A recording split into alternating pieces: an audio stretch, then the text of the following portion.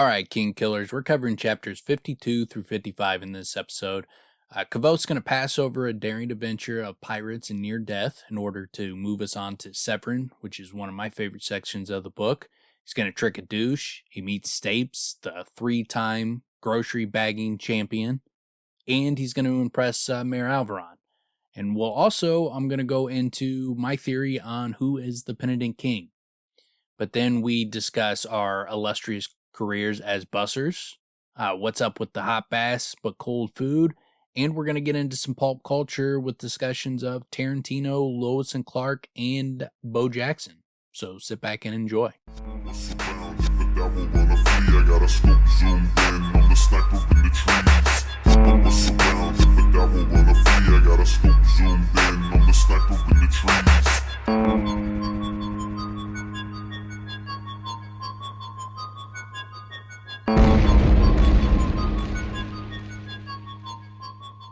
All right, welcome back to the Kingkiller podcast.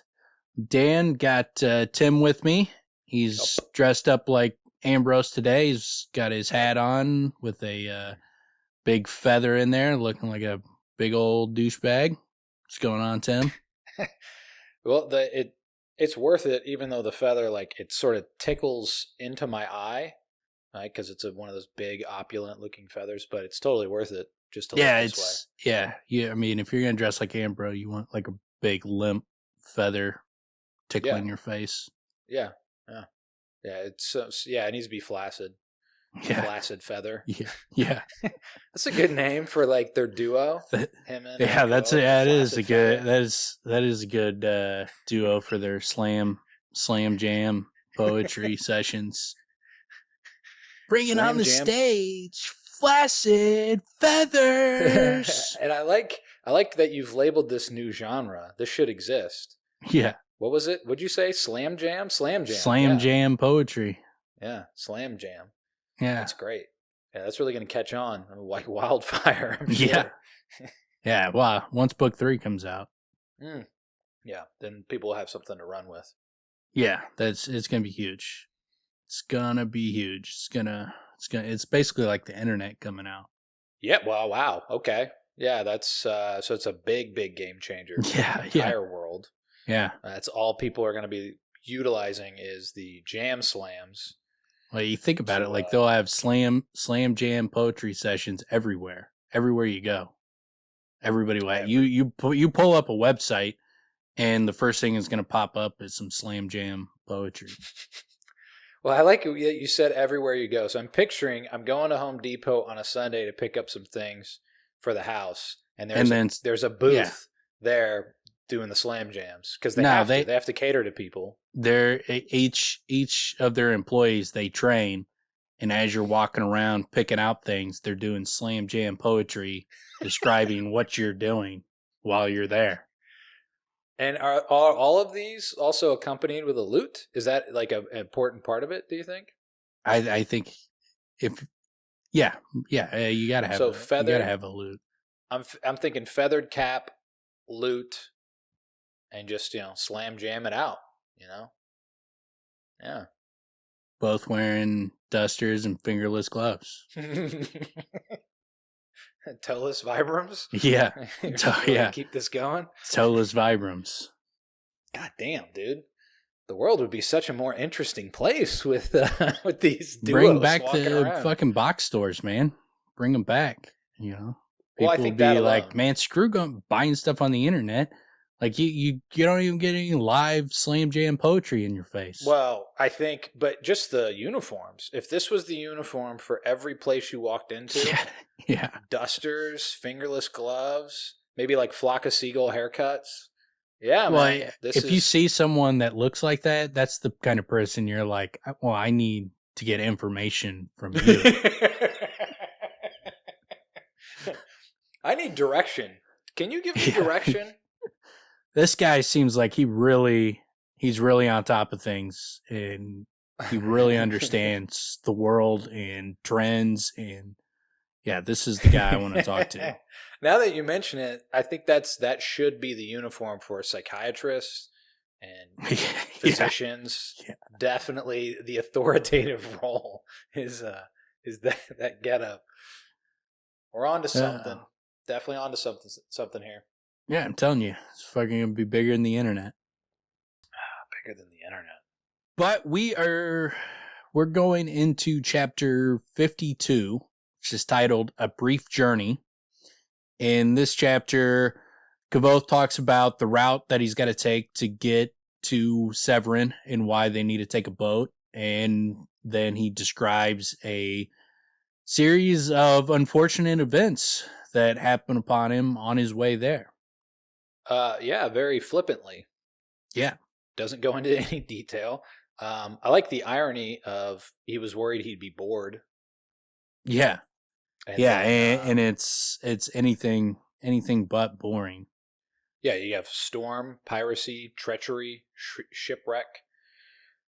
And I like the idea too. Like he's talking about the route. If you took horses the whole way there, it's a more direct route, but the horses got to sleep. But then also, you got to go through Atur and like Southern Atur and some other places where he's like, you don't want to be traveling through these areas. It's too dangerous.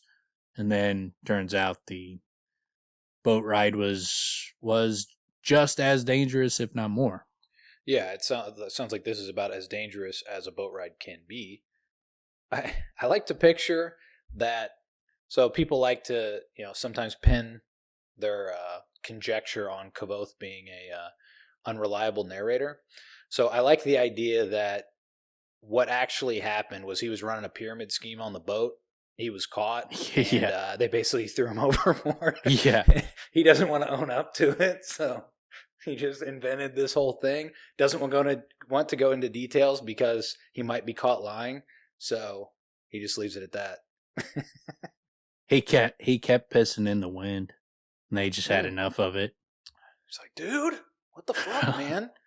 Like, one more time, I'm telling you, we will throw you overboard. I like picturing that. Like, and he's even, as he's pissing, he gets to like the third or fourth time, and he's like, fuck you. He's literally just like, I don't give a shit. I'm doing it. This is the most fun I've ever had, is pissing off the side of a boat with it splashing all over me. Apparently, he's real into that. He's just standing there, like, sitting there singing, I believe I can fly. I knew it was going to... Wait, that is R. Kelly, right? Yeah, that is. Every time we have a reference, I'm like, is it though? Because I don't really know. Yeah. But yeah, that landed. Well done. Actually, that's probably his biggest. That was probably his most successful tune, right? Yeah, I think that was from Space Jam, or Space Jam put it on the soundtrack, one of the two. One of my favorite songs throughout my life to sing an ironic way, like a complete jackass. One of my favorite songs. Oh, that song? Yeah. Just sing like an idiot. Yeah, it's fucking hilarious. Making fun of an emotional moment. It's perfect. Yeah, it's some classic shit. And then I like the description, because it was a nasty trip that he just glosses over. So he's like, several unfortunate complications arose during the trip. In brief, there was a storm, piracy, treachery, and shipwreck, although not in that order. It also goes without saying that I did a great many things, some heroic, some ill-advised, like pissing in the wind, some clever and audacious. Over the course of my trip, I was robbed, drowned, and left penniless on the streets of Junpui. In order to survive, I begged for crust, stole a man's shoes, and recited poetry. The last should demonstrate more than all the rest how desperate my situation became. However, all these events have little to do with the heart of the story. I must pass them over in favor of more important things. Simply said, it took me 16 days to reach Severen, a bit longer than I had planned, but at no point during my journey was I ever bored. I think this is where he got his taste for Slam Jam. Yeah, this is like that's a little clue for the Slam Jam poetry. That's one of those clues. Like, you guys are probably thinking like, all right, this is stupid. There's not gonna be an Ambrose Kvothe Slam Jam poetry. But you're going to look back at this part and you're going to realize this was one of the big clues for that theory. Set the seed for it. And it blossoms out of. He needed that. He needed a desperate situation for him to get in that mode where he would recite poetry. And now that he's fucking cracked the seal, it's going to all start flowing out in book 3. Yeah, I think that's how it happens. He's been reluctant all along, and this is where he starts his long, torrid love affair with poetry. Yeah. It will become his muse at some point. But man, it sounds like a fucking crazy story, and like you get awesome. June Pui. Like, I mean, you get that mention of June Pui early on when he goes to that bookstore and he sells his book to get to the university, and he talks about like the June Pui's bird law, and is it cut your hands off or burn you alive? Something. Yeah, it was something fierce. like throw you in a pit of fire or something, like for where he's like DD stands for whatever, and he's like, I think the punishment for that is being burned alive or something. It was something severe. Yeah, it's I think one of the things that makes the trip so interesting is that we don't get the details. So you want to know that much more. I've always thought that it could be something that if Rothfuss so wanted to, he could write a story that literally is this in detail, which would be awesome.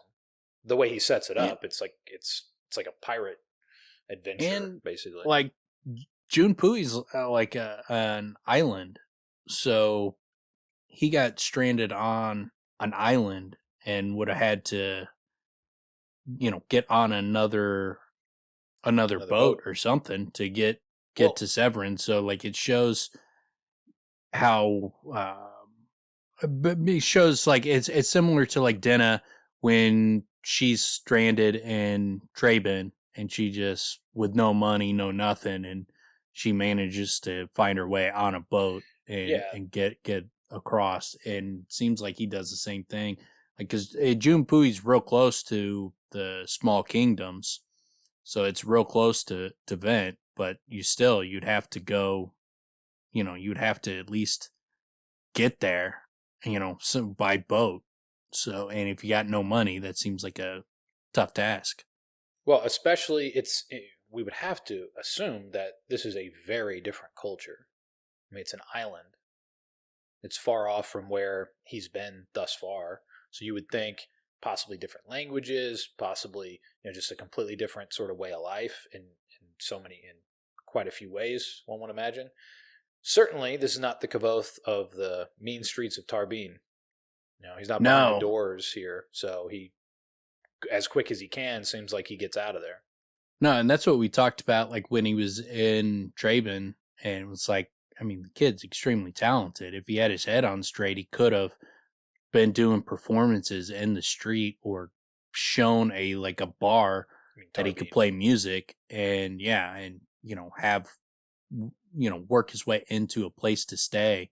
He could just go in there and sing and show that he could sing and work his way up and start building up some cash that way. But his mind was just not screwed on at all, where he wasn't thinking about anything that he was capable of, and he's just scraping by for pennies.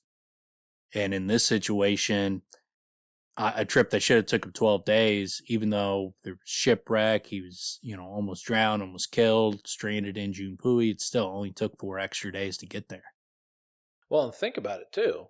He didn't even perform music here. What did he do? What's closest to his heart? He recited poetry.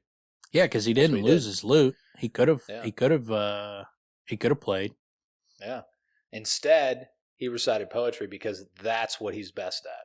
He saw that's where the money's at. Like, people were like, there you go. I'm not into that music stuff. I'm more of a slam jam poetry. Yeah, again, this is where it springs out of, and eventually will be the what is fashionable in the entire world. Even the A-Dem will be like, dude, that shit fucking thumps, bro. Yeah, it thumps so hard. I got nothing else on this chapter, however. Yeah, but that's it again, for me. I would love to be able to read this chapter in its own right. If Rothfuss ever wanted to put it out there, I think a it'd little be great. short story of it would be cool. But so chapter 53 is titled "The Shear," and in this chapter, he arrives at Severen, kind of gets the lay of the land, looks around, he pawns his loot and his loot case, gets some clothes, gets some food, and then chills at a little coffee shop where he starts trying to figure out who's who in this town and how he's going to get to the mayor. Eventually, one of the kids that works at the coffee shop points him towards someone of nobility that he's able to kind of just bull rush and bluff him into taking him to see the mayor. Yeah, this is great. I mean, the way he uses his acting skills is tremendous, and it's very different. It's really cool too, because it's sort of what plays in our mind initially is we think again. At least I did. Thought again about how he did play that role of the noble son, the little bratty son or the bratty kid that is royalty, who just goes right into the tailor shop and basically, gets his way. This is very different because he can't exactly go that far, so he has to be more nuanced with, with trying to work his way up and first of all figuring out who he can use as a channel and then get there. But I'm kind of jumping ahead, I guess. But it's pretty great. The chapter is awesome. Yeah, and you get, he goes through and explains like he lost everything. Lost all his clothes. He lost his stupid nerdy cloak that he got from Fella. He lost, he had all his money, and the only things he had were some clothes that he stole and his loot and his loot case, and whatever else that he had inside the loot case. But other than that, he's completely broke when he gets to this town. So he'd be nearly out of dried apple. Almost completely. Oh, I'm sure he munched all that dried apple on day one. Well, I mean, he on the ship. He was not thinking he had to struggle for food. He's like, we'll just plop some fish out of the water and we'll be fine. I can eat this. I can munch this dried apple right now. Well, the reason I bring that up is he had that in the loot case. We know in his little, but then he has it in nearly every pocket, it seems, in his cloak. The mention of his cloak also really interesting is he was forced to tear it up and use it for bandages in Junpui. Yeah. So I wasn't really picturing as far as that. I mean, he was even, clearly, in physical altercations while I was there. Well, and shipwreck. It's not only did the ship go down, it got tore apart. So it like a sunken ship. So I'm sure there's plenty of ways to get injured with piracy and a shipwreck. But yeah, he did not come in good shape. But again, when this kid's got to get somewhere, he's able to do what he's got to do in short order. Same with when he needed to get out of Traben, when he decided he needed to get out of there, he was out of there in a day. After spending 3 years, almost 3 years. What did I say? You called it Traben twice. Oh, yeah. Tarbean. People listening close heard it, so I'm repping them. All right. Actually, I meant Tarbean. But yeah, so like when he got out of there within a day, he gets shipwrecked and it only takes him 4 extra days to get there. And then when he gets there, he's able to get to the mayor pretty much immediately. He just got to spend like an afternoon kind of getting his bearings, but then he works his way up.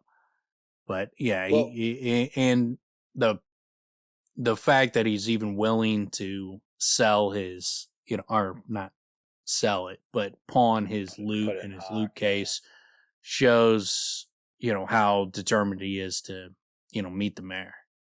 Well, and it works. I mean, he does. He impresses him with how quickly he's able to get there, as well as how he's able to get as far as he does with just using his ingenuity. It's interesting that he also lost his gram. That was a shit ton of work and research and everything, all down at the bottom of sea somewhere, it sounds like. And, he lost his cloak just in time, I feel, because he's about to go meet the mayor, and he's going to have to impress him with his look. He thinks the cloak's super cool. The mayor's going to look at him and be like, dude, the cloak? Get the fuck out of here, bro. No, not unfortunately, well, here's the part that, and this is going to come up later, but the part that I felt like that made him an unreliable narrator, where it like solidifies that's actually the case, is he says like the tailor told him that clothes were in fashion. There's no fucking way that happened. There's no way. I love that you mentioned that. I actually have that note in these chapters where it's like, nope, he made that up. He's clearly just trying to get it in the literature. He's telling this lie to Chronicler. So Chronicler puts this out there and everybody's like, hey man, I got that Kvothe cloak. Yeah. No, I got that Kvothe cloak. It was this color, Yeah. Yeah. He's just trying to introduce his stupid, ugly, nerdy fashion into the picture. It's the same thing Rothfuss is doing, really, right? Yeah. Yeah, I mean, same. It's meta, but yeah, it's the same things happen. But I was just gonna say I love the element of him putting the loot case in Hawk because of how important we know how important it is for him. He saves his life, so that's interesting. That's another element to it. But it gives us that ticking clock that we know from that point forward is going to be creating more and more of that tension that you dislike, but really moves the story. Yeah, I mean it's not fun. I don't like it, but yeah, it definitely adds tension to a situation that would otherwise have none. Like if he wasn't in a situation where there's a ticking clock, then taking his time and sitting with the mayor and stuff, there would be no tension in these chapters. It would just be the boredom that he has to deal with, which is bad when you think about it. And one of the things that's really cool about it that Rothfuss did much earlier was having Denna in a similar situation and not really fully. I mean, we saw her. We even heard her frustration with it. The idea that she's at the beck and call of someone. They're nice places to be, but I'm not free. Now we get to feel it with Kvothe, and Kvothe gets to see it really clearly, and does sound like it would be a situation that kind of sucks. Yeah, I would not be a fan of just like chilling in a room waiting for someone to call on me. Like I can't even. Like I'm the type of person like I could fill up an entire grocery cart and have it completely full. And then I walk to the line and I see that I'm going to have to stand there for like 10 minutes and I'll just leave the cart and go home. Oh, guess it's not going to work out for me today. No groceries. Yeah, I guess I could see that in a way. That's pretty funny. I do. I was going to mention, I mean, I like also the element of like he goes to the pawn shop and he just basically sits outside, like trying to think of other options, knowing there aren't any other options. It's almost like when you're looking for something and you just keep looking at the same places, even though you've already looked. It's not there. It's sort of that piece of almost like desperation where it's like, fuck, man, I don't want to do this, but I'm here for a reason, but still reviewing whether or not he has any other options before he actually goes in and does it. Just kind of also gives credence to the fact that, it is something that's near and dear to him, but he's got to take the risk, which is I think Kvothe consistently has to do. I mean, he doesn't have choices, so he knows what it will take to get to where he needs to be. It's not like he's got Debbie, up in this town either, so. Yeah, this could be a game changer for him. So he's got to take some risks. And I like as well like the description of the city, where you have like the lower level of the city underneath like the sheer cliff, where you got most of the shops and the the bars and taverns and stores and all that kind of stuff, where just the regular people are living and working. And then above that, you have where the nobility is, and they got their whorehouses and their fucking little fun shit. And then the mayor's place is even more freaking opulent, where it's like hanging over the edge of the cliff. So like it juts out over the cliff and is overlooking everything. And so it's it would be a very distinct type of city. I mean, there's nothing like that where we live. There's not, a city's built on a mountain or on a cliff where it's hanging overlooking everything else. And it's literally upper class. I mean, the demarcation is very, very pronounced. It ends up being really cool, too, when we get to ride the sort of elevator system that they have. That ends up being like a really cool sort of element to it where you're coming down and going back up. Yeah, it sounds cool dangerous. Picture. I guess like people die on this elevator ride. They fall off. Like often?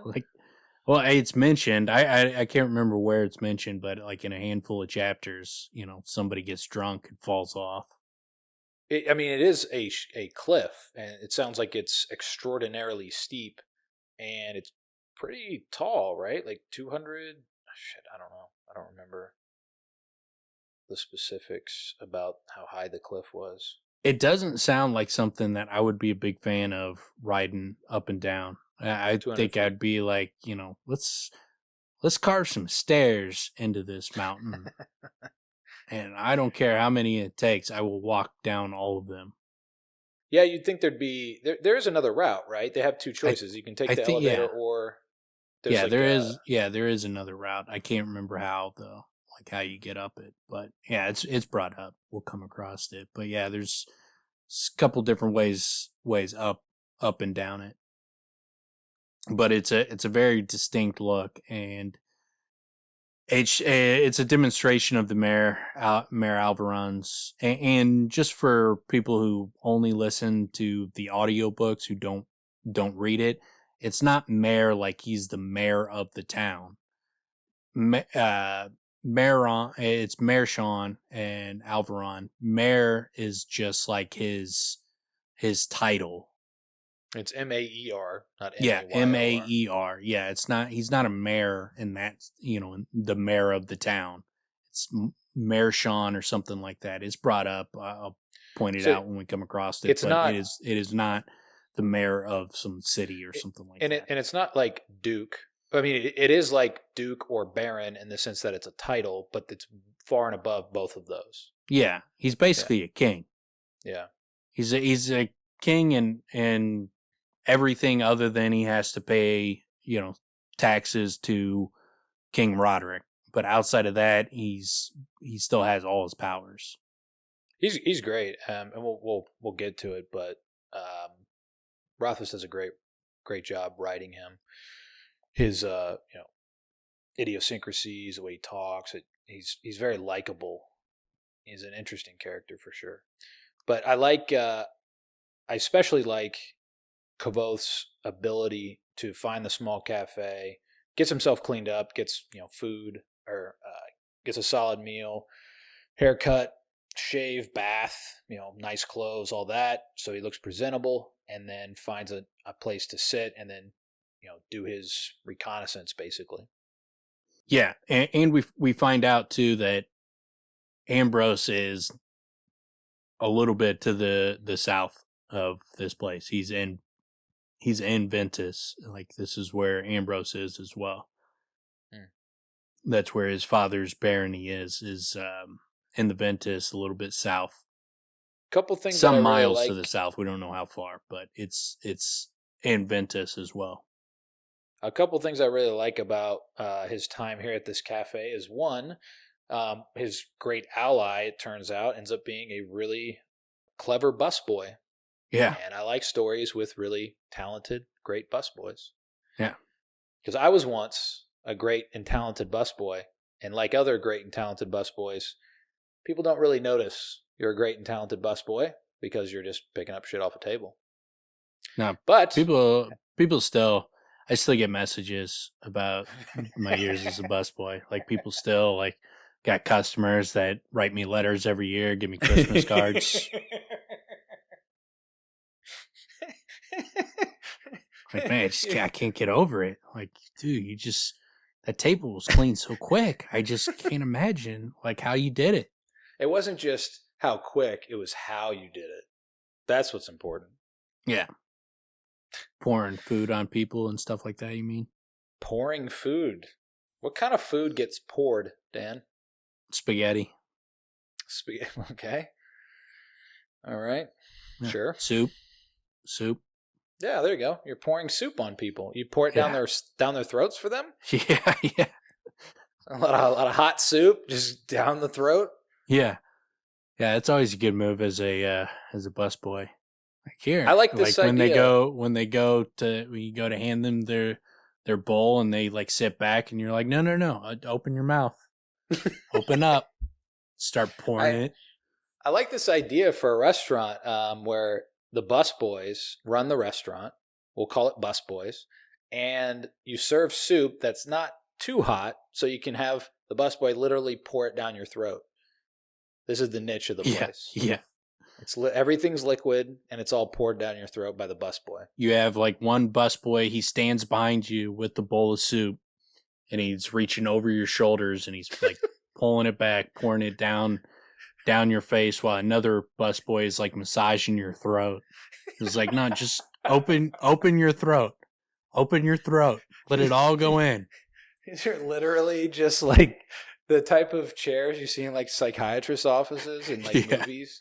It's like all just velvety, and you just lay there like arms by your sides, just completely laid back. People pouring. Jesus, this is ridiculous. I love it. Yeah, I want this place to exist. But yeah, count me in as an investor. He finds like a spot to kind of look and try to figure out who he's going to go through, and he's like, he goes to the busboy. He's like, do you see that gentleman, the one in the red vest? Yes, sir. Do you know who it is? The Esquire Burgeon, if it please you.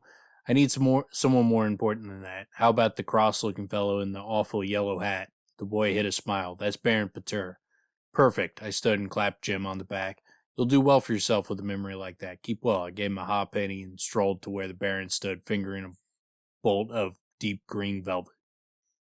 I think that you're definitely, if you're looking for somebody for this type of role, you definitely want the father or whatever, the person that takes care of Curious George, who's out peacocking in his yellow hat. Yeah. That's the guy. That's the guy who you need to barely impress to then get you around town. Yeah, and he seems to be an important figure, but yeah, he got walked all over. Kvothe tore this dude up.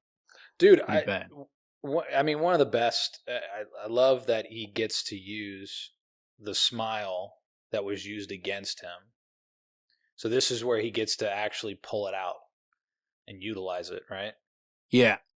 I like the fact that he sets the stage, because he's like, if I had accidentally jostled the Baron Pater in the street while I was still barefoot and muddy, he could have horsewhipped me bloody, then called the constable to arrest me for being a public nuisance. The constable would have done it too, with a smile and a nod. Let me try to say this more succinctly. In the Commonwealth, the gentry are people with power and money. In Ventus, the gentry have power and money and privilege. Many rules simply do not apply to them. That meant in Ventus, social rank was of the utmost importance.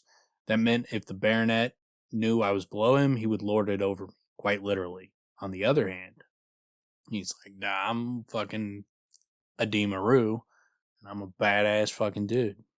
Yeah, well, he does his acting routine. But yeah, I mean, yeah, he does really build it up through a few paragraphs, because he even mentions also, in terms of social rank, he's the lowest of the low, being the Demaroo, and also a landless commoner.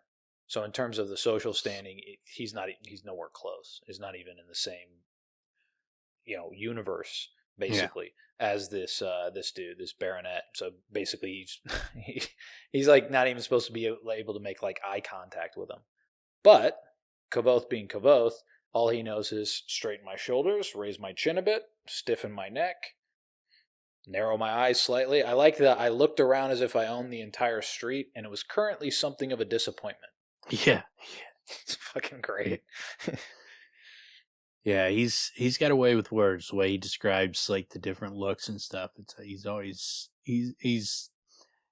much he's better at painting a picture than a lot of different authors. Like he does a really good job of painting pictures without going into too much detail. Like he doesn't go through and explain all the things. He just uses, analogies or expressions or these kind of things but it paints a good picture. It's a lot of nuance. Like, for example, Baronet Patour, I said briskly. The man looked up, smiling vaguely as if he couldn't decide if he recognized me or not. Yes. I made a curt gesture toward the shear. You would be doing the mayor a great service if you would escort me to his estate as quickly as possible. I kept my expression stern, almost angry. Like little things like that where it's like, it's subtle, right? But we get it, reading it, that little subtleness is there.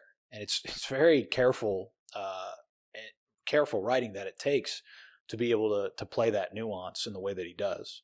Yeah, it's one of those situations where you can picture it because you can picture someone coming up to you like they're too good to be talking to you, like that you're wasting their time.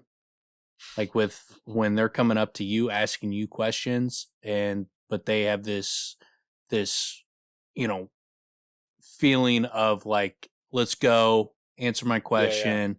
Yeah. Like you're working for them or something. And it's like when you don't run into a lot of people like that, but occasionally you do, where it's like, dude, who the fuck are you, man? Get the fuck out of here. Well, it's interesting, yeah, because when I picture it I put myself in the shoes of this Patour dude, I'd be like, dude, I would have the same reaction that you just described. But this world, how they prioritize it, and the fact that this dude's that guy in the yellow hat peacocking around, yeah, he's not the normal dude. So he clearly cares about status, right? And he cares about, this what they have in their culture.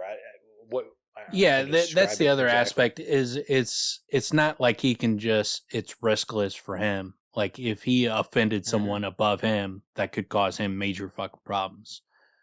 And the mayor seems pretty gangster. And so like if you pissed off the mayor, that seems like a bad idea. And so like there is a risk for him. So he's got to just he's got to feel the situation out and feel like whether he could bite back at Kvothe. And so it's a situation where you can see why he gets ran over. Kvothe plays it well, and they're just both, he's bluffing, but the guy wilts under the pressure. He can't see through the lie where the risk is of calling him out is worth it. Like the downside for him is like he just walks this dude into the building.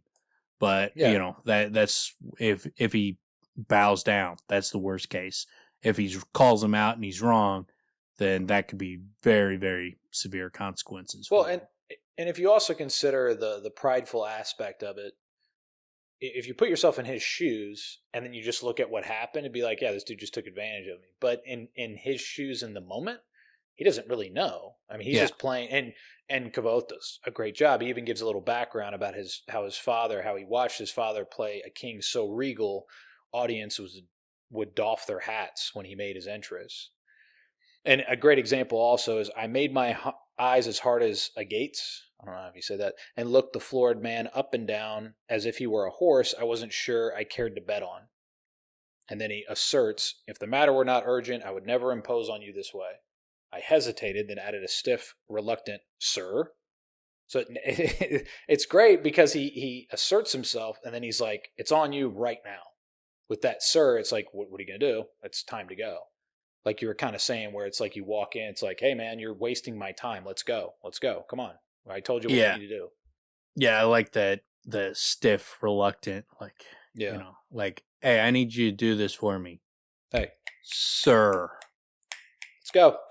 Go, come on. Yeah. Snap to it, sir. I had a dude, one of the jobs I had once, somebody who was above me, he's like my manager or whatever, and he snapped at me. And I don't remember exactly what I did, but I definitely made it very clear, nah, No, man. No, this is not going to work. And whatever I did, I remember like the next day I was working with like the same crew, and they were talking about it. They're like, yeah, don't snap at Tim. Tim apparently snaps back. And I was just like, what? And then I remember, oh, yeah, I don't like him. Plus, I didn't like the dude. I was like, yeah, I don't like Bill. Don't fuck with me like that. But yeah, I don't know. Maybe think of that.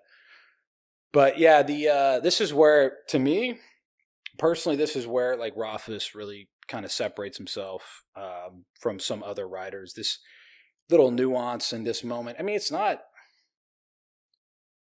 I was going to say it's not extraordinarily important to the overall story, but it is. And the fact that he does it in the way he does it. I mean, it's kind of like, it's not exactly obviously like the horse story, but it's literally he shows up and he needs to get to the mayor.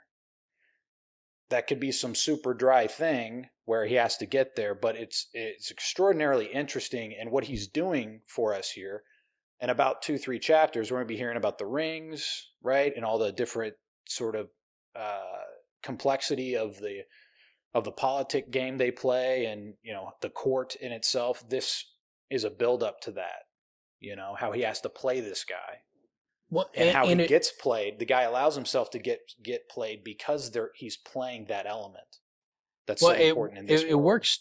Yeah, and it works too, because a lot of times what like authors will do in these kind of situations is when they get into a one-on-one battle with someone, a battle of words, like the person, as far as like them being witty or being conniving, and they're able to kind of work around someone. A lot of times they're just being a smart ass. Mm-hmm. And it's like, well, that's not fucking witty, and like that's not gonna fucking work. You're just gonna fucking piss the person off.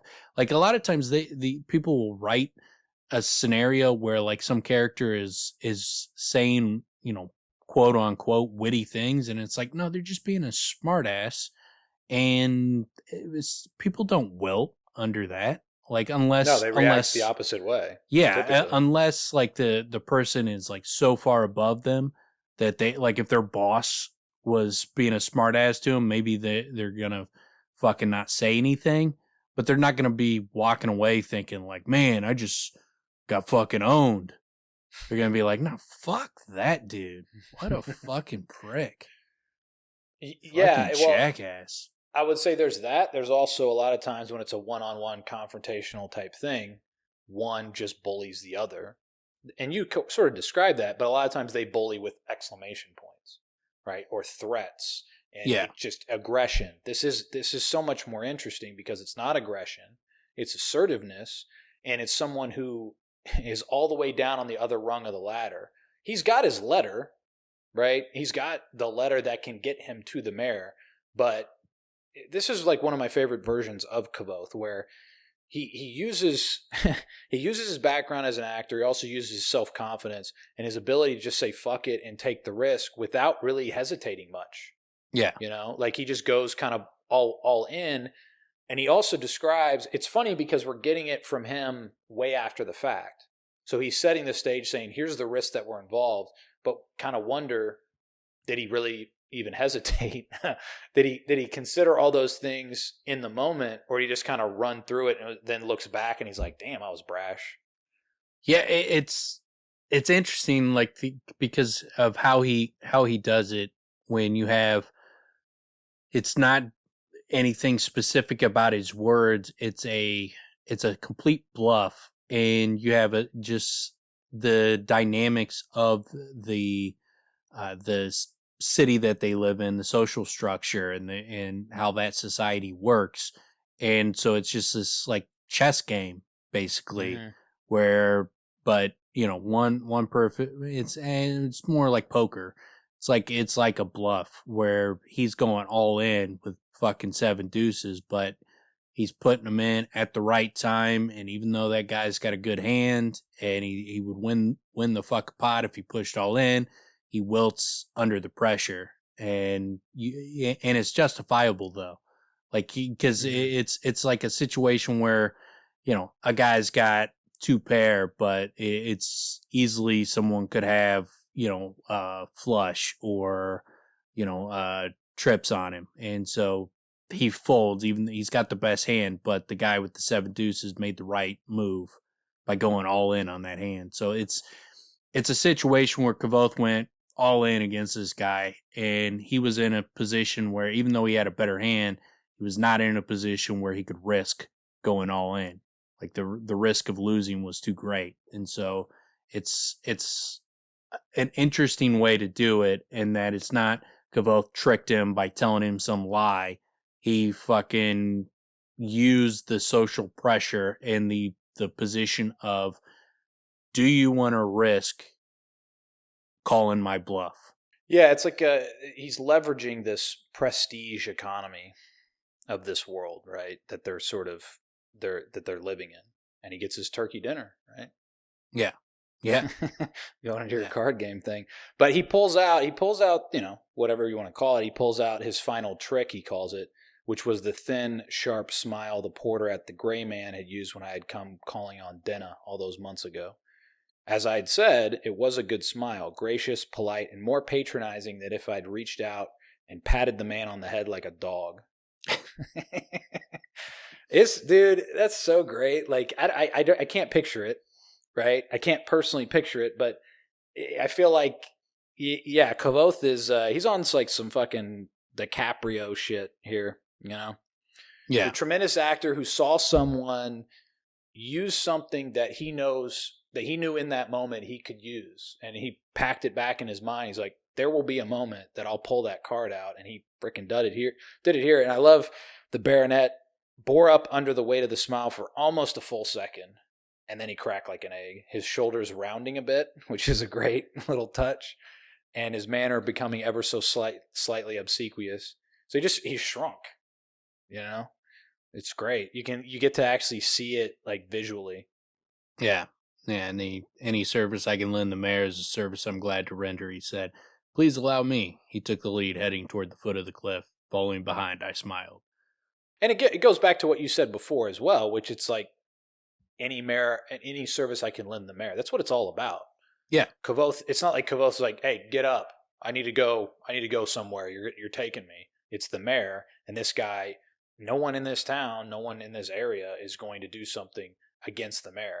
And if it works out, he, in a way, I don't know if it ever comes out, but this would be, so he's doing the mayor a favor, right? That's the way Kvothe's selling it originally in the first place. I'm sure that guy, I probably that guy in that position, he's not even thinking, this is going to benefit me. He's just thinking like, I can't fucking take the chance. I'll just fucking take this dude. And, if I'm wrong, I'm wrong. Hey, man, it's a walk, and I'm wearing this badass hat. More people need to see it, man. I got fucking...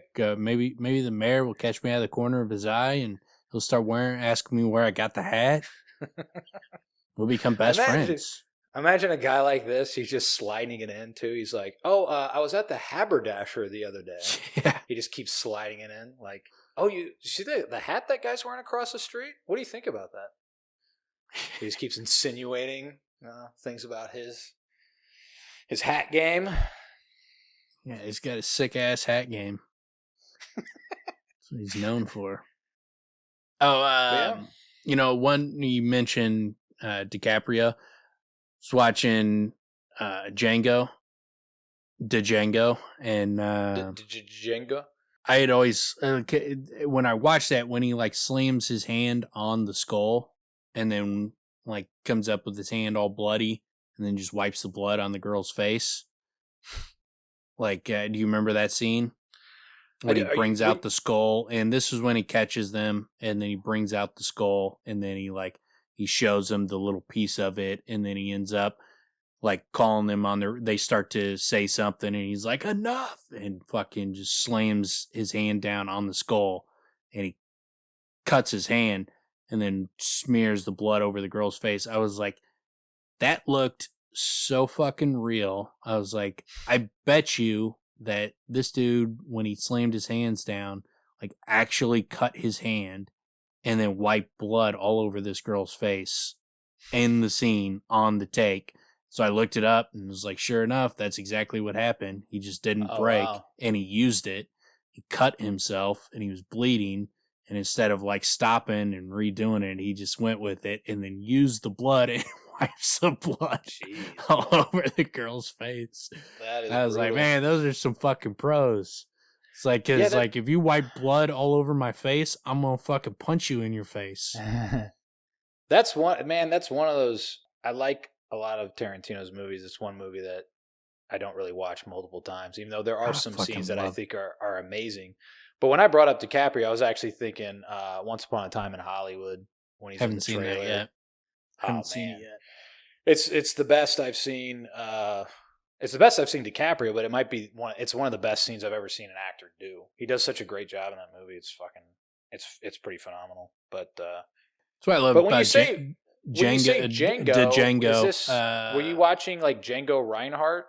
Is that what you were watching? No, Django with a D. Yeah, Django Reinhardt. No, he's a gypsy Django. guitarist. I know. That's how he spells it. Django. You're Django saying Reinhardt. It wrong. But Django. I love the performances between, DiCaprio, the German guy, can't remember his name. Actor, yeah, that German actor. He's fucking tremendous. Great. Yeah, he's great in a lot of fucking movies. But and what's his face? Jamie Foxx. Yeah, he's fucking great in it too. It's a phenomenal movie. Yeah. There's a few things that, I don't know.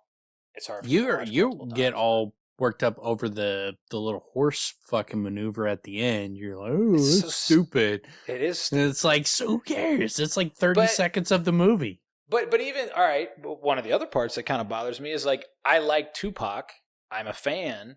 Oh, but when he plays amazing. Tupac in the movie, it's like suddenly I'm not in this movie anymore. The dream that the movie puts me in while I'm sitting in the theater, suddenly I'm in a theater looking around like I'm listening to Tupac. It took me out of the movie. I didn't. I don't want that to happen. Like I was like, that is, and that's what happened. The baddest choice for like that fight scene, like because it ramps up because it reminds me of Kill Bill, like when in Kill Bill when she's fighting against the 99 fucking dudes. Yeah, and like that shit starts ramping up and the music starts like it's a scene like that where I was like, oh, that's fucking iconic. For me, the bar is the shit. That's a fucking tremendous scene when they go in the bar and it's like, okay, how are they possibly getting out of this? And they do, and it's fucking great. It's phenomenal. It's also like when they go and meet him and like the two guys are like fighting each other and you're like, holy shit, that is an intense fight. Yeah. Tarantino, man, he's an original. Like there's a couple movies of his that I'm like, nope, but I'll give him passes on when he misses because like he does it different. Well, different experience, and he's trying new things, and so sometimes it's not going to hit for me. But I know this guy's he's doing something different that I'm going to see something awesome. One for sure, and that's the reason why I see every one of his movies is like from the beginning. For me, since Reservoir Dogs, every one is a completely new experience that's unlike anything else I've ever seen. And that's kind of rare, which is unfortunate because so many movies, it's like, well, this worked, so let's just keep doing that. Yeah, which is funny, which is ironic because Tarantino's a big homage guy. So he is still homaging a lot of shit, but he does it so stylistically, his own style that he creates or he revamps a lot of actors' careers and he sells a shit ton of like Harry Nilsson records, old artists that people haven't listened to. That's something that, like, if you haven't watched a lot of Tarantino, like, I mean, that's an aspect that, like, should show you how good of a director he is you can take an actor who's kind of, like, washed out or, like, people are tired of the movies, they think he's a bad actor, and then you see him in a Tarantino movie, and you're like, oh, no. This guy with the right material and the right director is a good actor. I just haven't seen him with a good team behind him. Yeah, well, that happens to a lot of a lot of actors is they just start getting these particular roles, and then those are the roles that you define them with, and you're like, yeah, I don't like his movies. Those are just shit. There could just be shit movies they were in, and then suddenly he's in another role. I mean, probably both thinking of Travolta, and it's like, dude, it's fucking great. Dude, I mean, he's one of the most likable roles ever. It's tremendous. But in Django, I can't even remember the character specifically, is the cyclist from Breaking Away. And I don't remember any other movies he was in, but he happens to be in Django.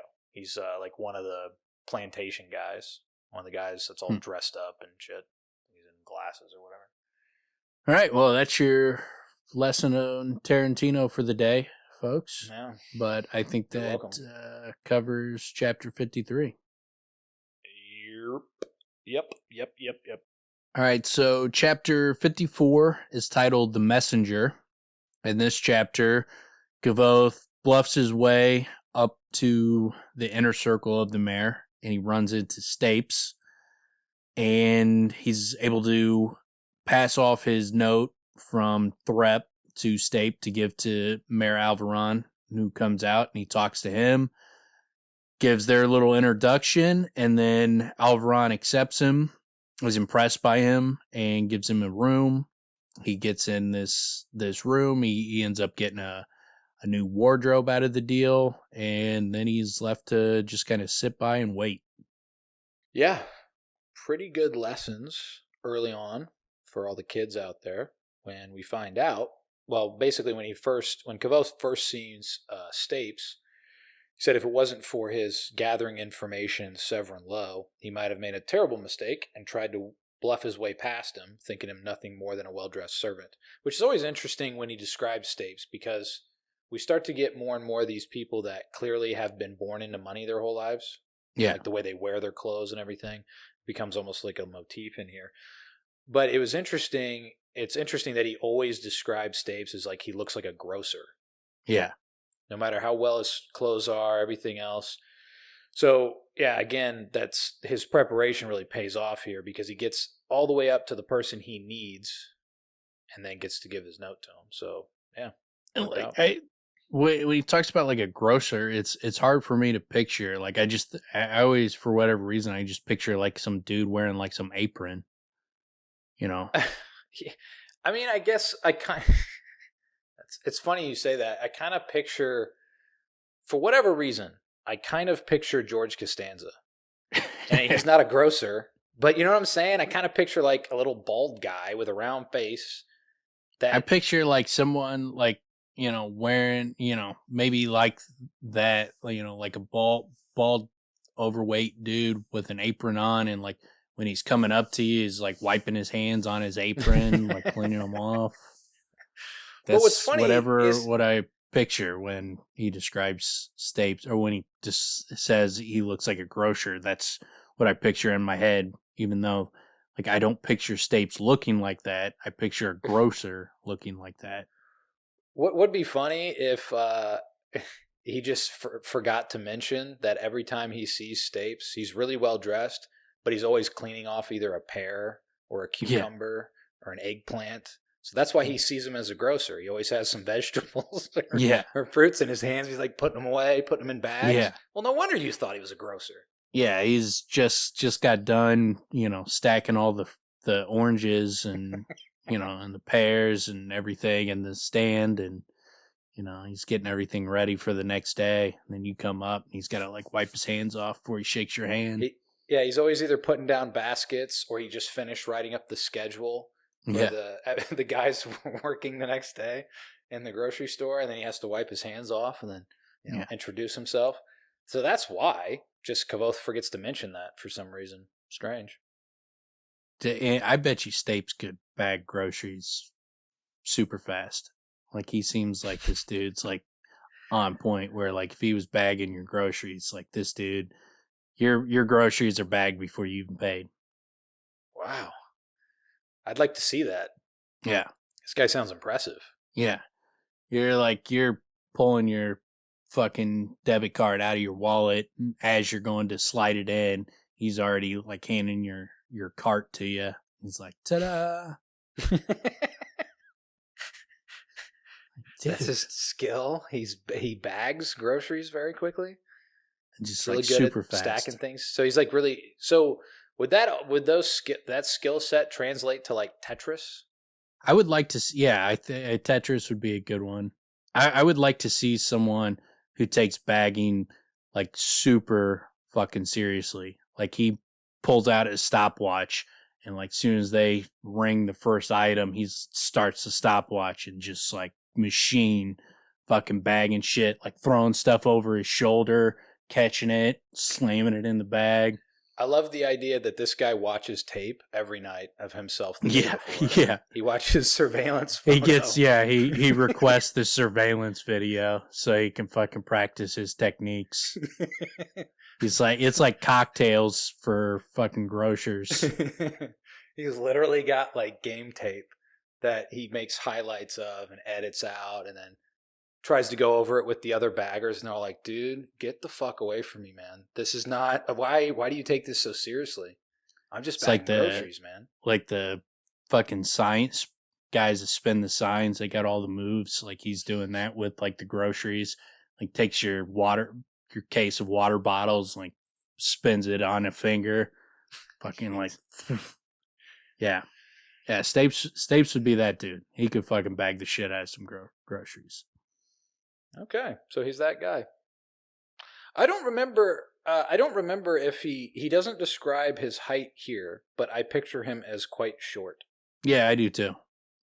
But I don't remember if they say his height, but yeah. I just realized that. Yeah, like I'm just thinking about that now because we're talking about it, like his introduction. I love the character, by the way. It's like the way the dynamic plays out with him and Kvothe, and how the arc goes through. He's a really great element to have in this world that Kvothe is inhabiting, with the mayor, with the situation he has within them, and with Caudicus and all the other complications. He's a really interesting character because he's dangerous, but he's also ends up being like an extraordinarily loyal and element for Kvothe long term. But near term, he's extraordinarily dangerous, right? Yeah, and mistrusting and and you get you don't know how to take him in the beginning, like because the way Kvothe describes their interactions, you think like this guy might be dirty, and it's only later on that you figure out like, oh man, this dude's super fucking loyal. Like this is a dude you want on your side. Like if you got this dude, it's got your back, you got someone fucking really good to have your back. Like he's a super dope character, just in the fact that the initial perception of him is very different than once you actually get to know him.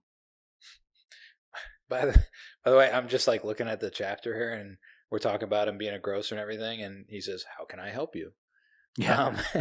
But I like this mix where, though he looked like a grocer, he had the aura of true authority about him.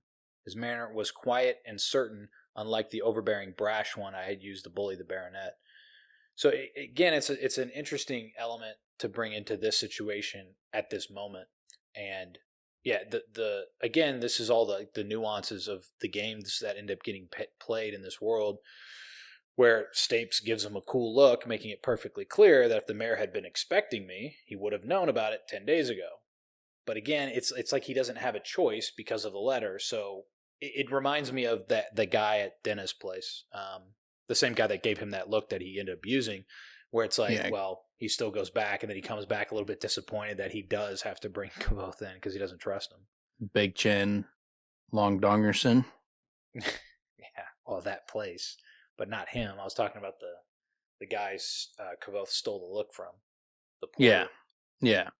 But yeah, I like the it's such a different society. Like the culture is so different. Like it's so political. It's so much gamemanship and so much, political intrigue on just how they interact with each other. Everything from how he interacts with the Baronet, to how he acts with Stapes, to how he has to act with the Alveron, to how he acts with all the people who come trying to fucking pimp information off of him, and then Braden, like it's very, very different culture than what we've seen thus far. So it's like I could see where, you know, when you're going through these books for the first time, where it would feel like, you know, a little bit of pulling a fish out of water, where it's so different, the culture. But that's what I like about it, is it still feels natural in this world. It's just now, instead of, you know, being in a city with musicians and, you know, a magic school and that kind of stuff, now you're in a city where you're with basically a king who's running his kingdom, and you're getting now this kind of environment. And it's much different. It makes sense that it would be different. Yeah, it becomes more of the real world, right? I mean, in terms of how this world functions, as they play these, like, you know, the unspoken authority game, which becomes very much a spoken authority in like the next chapter. But when he's at the university, it's a more equal playing field by design, right? They're treating the students with respect from the get-go, right? So, and then that's not realistic for this world, right? When you go outside this world, it's very different. And but then again, this is why I like book 2 so much, is we get the taste of how this world works with him being in the circle of royalty and that unspoken authority and all the nuance contained there. And then we go to the Adem, completely different world. Yeah. Completely different culture. And even like with when he's hunting the bandits, like the interaction with Martin and Dedan and Tempe and Hespe, like their interactions are very specific to their environment and their cultures. So it's a lot of different dynamics in the world, and he doesn't write it where everybody's the same. They're just they're in a different environment. They're much different cultures. To me, that is why I think book 2 is a shade better than book 1. What I find kind of vexing is when people are like, book 1 is by far better and book 2's like they're frustrated with it. There's so much more fleshed out in book 2, and they're both great, and it's a close one to even discern a difference. And just by the fact that there's more than one, it's almost like you have to compare them. Nobody's asking, I mean, sometimes I can understand, like, because I've read books where the change in environment is so different, it feels like you're reading a different book. Mm-hmm. But that's usually when I get thrown into a different culture and a different point of view character, where like none of it is familiar, like none of it. That makes me think of when we go to Dorne. What is it, book 4, 5 of Game of Thrones? Yeah, Fire, whatever. Yeah, and that's probably one of the least favorite books, is because you get a bunch of different point of view characters that you've never had, and you lose in different environments, and so you don't have that the familiar, and the Jon Snow chapters, and a lot of those. So people get, I can understand the frustration with that, but man, I just like being along for the ride, man. Like if you like the author and you like what they're doing, it's great. And I understand, because you kind of told me that before I got to that book, that a lot of people were frustrated with how different it was. And immediately I'm like, okay, I see that immediately. But that would not be my takeaway talking to somebody else about it. It was like, any of those books is weak. None of them are weak. No. You know what I mean? None of them are frustrating to read. But no, they're great. I like the new cultures. I mean, sometimes you get into a book where the cultures, it's not only different characters in a different culture, like it's an entirely different race. Like they're not even human and shit like that. So it's so fucking different, where it takes a while to settle in. And sometimes stories will throw you from that to another new one that you've never experienced, to another, where it's like, man, you needed to ground this at least in a little more familiarity with what I've read in the previous books. Like this feels like an entirely different series, and like they're not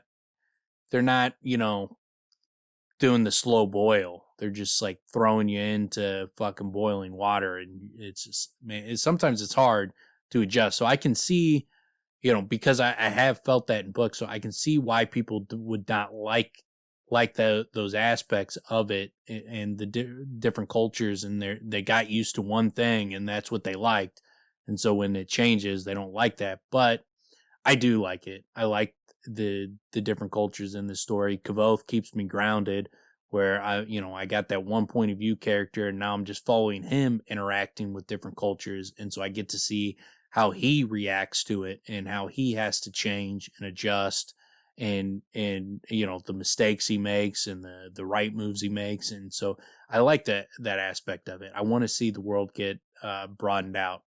And it's the writing too. I mean, Rothfuss is very careful about how he builds that next world. It's always pulled down to gravity, or pulled down to the to concrete things that we can latch on to. So we're never just feeling like we're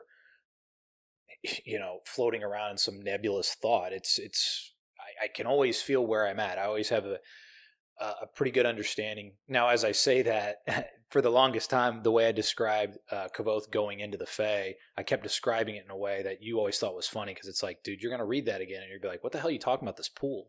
Yeah. Like, I just thought the whole world was this reflective pool. It's there, but yeah, when I read it, not like so prominent. Yeah, when I read it again, I was like, yeah, why did I get so caught up in that? Yeah.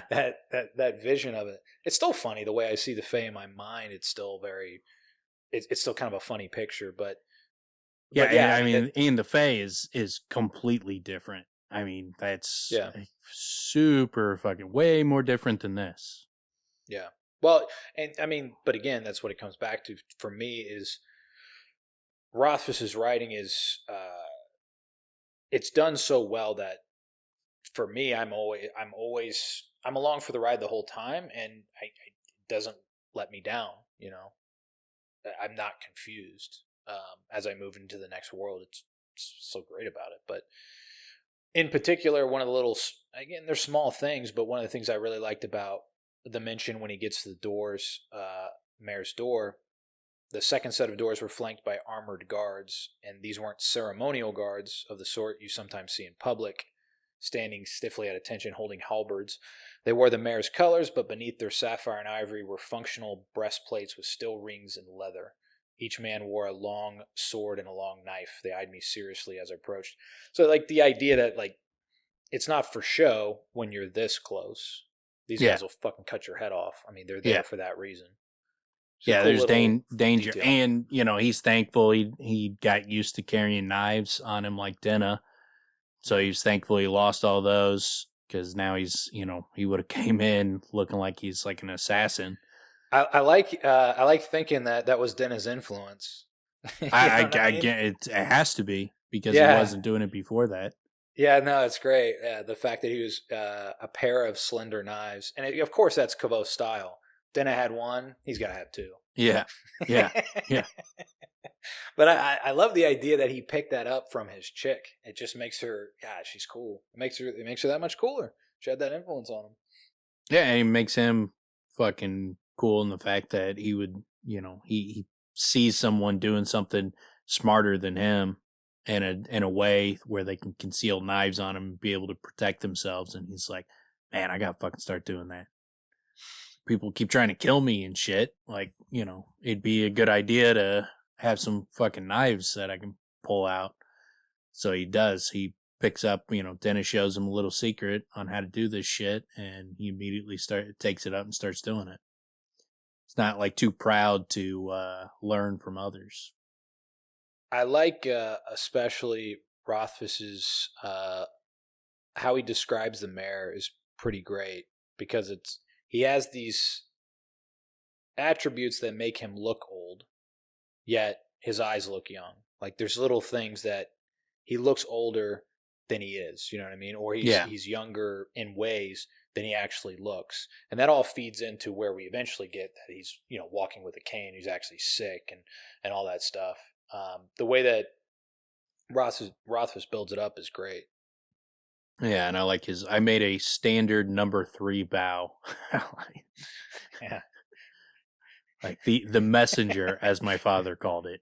Low and formal is fitting the mayor's high station. Deferential, but not obsequious. Just because I tread heavily on propriety's toes doesn't mean I can't play the game when it's of use to me.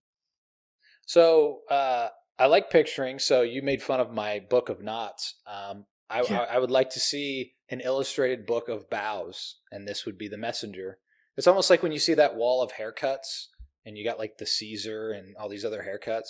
I'm surprised like you don't get that when you watch your book of sailor's knots that there's not a buy one get one free of formal bows. Well, illustrated. This is an opportunity. So merch store, we haven't mentioned in a long time. These are things, the Kvothe starter pack. And so you got a cloak, you got, the toeless Vibram shoes, you got the fingerless gloves. A shirt. There's a lot of things.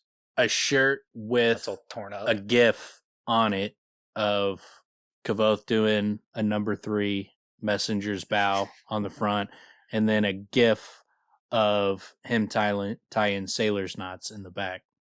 Well, I was going to say a book of sailor's knots, a book of bows. GIFs are and then better. Also, people like GIFs. They're quicker. You just watch it and you're done. 3 seconds. I think you also need a songbook. We need some of those jam slams, slam poetry. I can write those. I could write you up a slam jam poetry.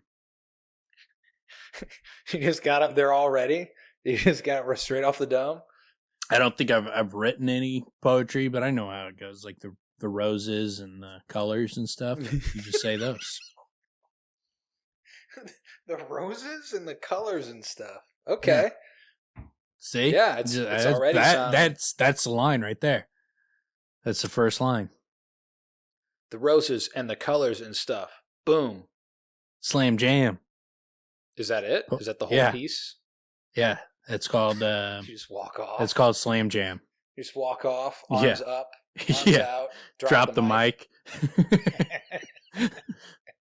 Like, what the fuck was that? Boo!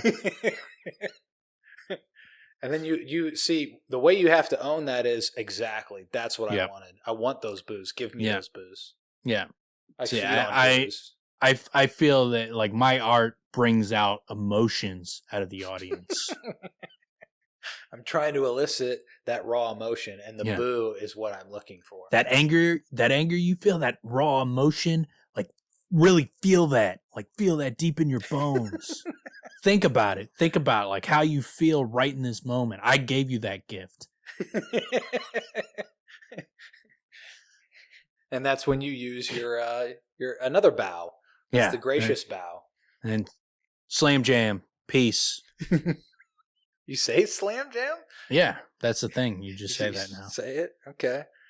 Yeah, that's another merch shirt. It just says slam jam.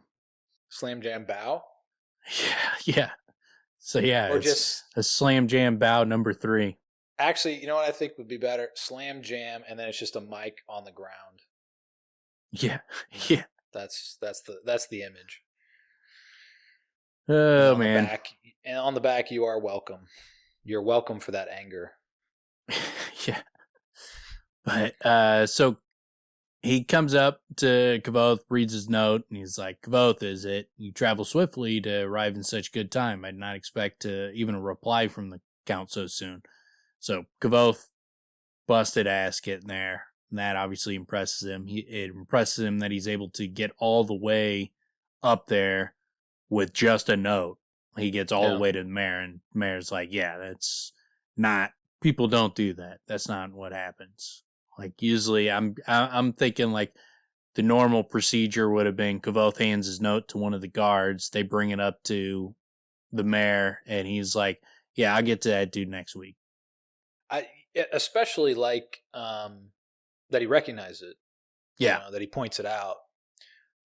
We get the impression that the mayor is intelligent. He's, I don't know how you say that. Appreciative isn't really the right word, I don't think, but he recognizes, he says it, and he recognizes Well, it's interesting too because with the mayor, it's very much utilitarian as well. Like, because he wants Kvothe there for a role, he's going to utilize him. But man, does he play the slow game, which is a really interesting aspect of the mayor as well. Yeah, you know, that he plods it out and he wakes Kvothe up at night and just to test his dedication and all that type of stuff. It's makes sense when he's got that much money and that much power, and he's bringing this guy in, and he needs him to keep shit close to the vest. That he's gonna be entrusting him with wooing some girl that's of extreme political importance for this guy. He's got to fucking get an heir, and he's only got one woman, and he can't have it going around town that Kvothe is, fucking laying the groundwork for him. So he's got to be able to trust Kvothe, and he's in a spot where a position of power that perception of power and strength is of utmost importance to being able to keep that position. So he needs to make sure that Kvothe is going to be, someone he can trust. That's why Stapes, who's like uber loyal, is the mayor's right hand man. And same thing with Dagon. This fucking guy. Yeah. Well, it's interesting too because the way you said it, it's almost like trust isn't even enough. It's almost like an understatement. Although I don't know what else word you would use. It's like you just have to emphasize how much he has to trust him. It's extraordinarily. It's like to the utmost importance because he's going to be so close to him and the woman he's trying to, the suitor or what have you. Yeah, so he's not fucking around, basically. I mean, no, he brought him here for important purposes. But yeah, then we do get our first mention of Dagon, where he's like, Dagon looked at me with dark, dispassionate eyes. His face was hard and sharp and emotionless. I suppressed a shiver. What is it? Is it Dagon or Dagon? Man, I listen to the audio all the time. For whatever reason, his name does not stick with me. I'm just going to say Dagon for now. I might change it next week. When we talk about Kvothe remembering a look and putting it in his back pocket, he needs to remember that look. Because he had to suppress a shiver. So, I mean, but we know we know, I mean, if you read the books, you know what's behind it. This dude is a sick fuck. I mean, he's just a cold, calculated killer of, There are people that think he is a Chandrian, like possibly like Grey Dalcinti or someone like that. I don't. I mean, there's not any real evidence other than like you can interpret the fact that people get feel very uncomfortable around him, and he but that's very, very slim evidence. I have evidence that he's not. He says words here. And we don't hear about his duster. Yeah, and he's not busting any cigs. So. It's always got to be busting cigs? Yeah. Can't you see he's not smoking a cigarette? No, he's busting them. He's busting cigs. Yeah. I mean, I think that's just, again, that's people want people to be other things. There's just this need for it. Maybe that's just a human need for things to fit, and they want puzzle pieces fitting, right? So everybody has to be somebody. You get, I mean, with a book like this, and there's been the gap between book 2 and 3 to the point where, and it's a book that leads you to speculate and try to figure out clues. So once you start going down that route, where you can go down that road with every character. Yeah. I mean, that's fine. I mean, if you can speculate on that, but it's just there's not much more to say when the speculation is that loose. There's not much more to talk about. It's not like a theory I could dive into because there's not a well laid groundwork. Like with Master Ash, you can really fucking dive into that because there's a lot of clues and a lot of evidence pointing in two characters' direction clearly. And so there's a lot to talk about there, but with like is this guy a Chandrian or is this guy an Emir? Like beyond just pointing it out that people think that he might be, And there's not much more to say on the matter. Well, I mean, part of the reason why Master Ash and is so it lends so much speculation is how many people have seen him. Denna. That's it. We don't have any other firsthand observation of anybody saying that's the guy. We don't even know his fucking name. And right? he's a central figure in the story. Yeah. Like there's there's not talk about like, Grey Dalcenti is, working behind the scenes where we're hearing about that. Like, so, we hear about the Chandrian, we hear about the Amir, but we don't hear about specific members of the Chandrian or the Amir working behind the scenes and doing a bunch of stuff. Other than Cinder, we don't hear about individual members like we do with Master Ash and Cinder. And, so those are easier to speculate on because they're talked about in the world, in the story Kvothe's talking about. He talks about them doing things in this world. Well, early on, one of the things that I was talking about that I thought particularly genius on Rothfuss's part is the Chandrian are so central and we see them once. Yeah. Master Ash is extraordinarily central and only one character has seen him. Yeah. Right. So, I mean, you got Denna's a major fucking character, and there's clearly she's doing something behind the scenes, and we have no idea what her motivations are. We don't know what her background is. We don't know. Yeah, it's again. She's got this ring she's always focused on. We don't know what's up with the ring. We don't know, what happened to her in the past. Why she's on her own. What different? Why does she want to be with Master Ash? Because it's not like what is it she's learning? Because even when she's like Kvothe is offering her like, hey, look, I can give you better options. It's not just like I want to do this on my own. It's also like no. He's teaching me. This specific person has specific things I want and I need. I need this guy. Yeah, and there's a bigger but picture. We don't know why. What that is. Yeah, exactly. And that's extraordinarily interesting. And that, again, to me, is a huge compliment on Rothfuss's part. That's why this is so fun to pull the strings apart on and try to speculate towards. And and this comes up a lot where there's so many people that are so frustrated that they don't know the answers that then they're like, oh, fuck the whole thing. And they're so mad that they're still waiting on book 3.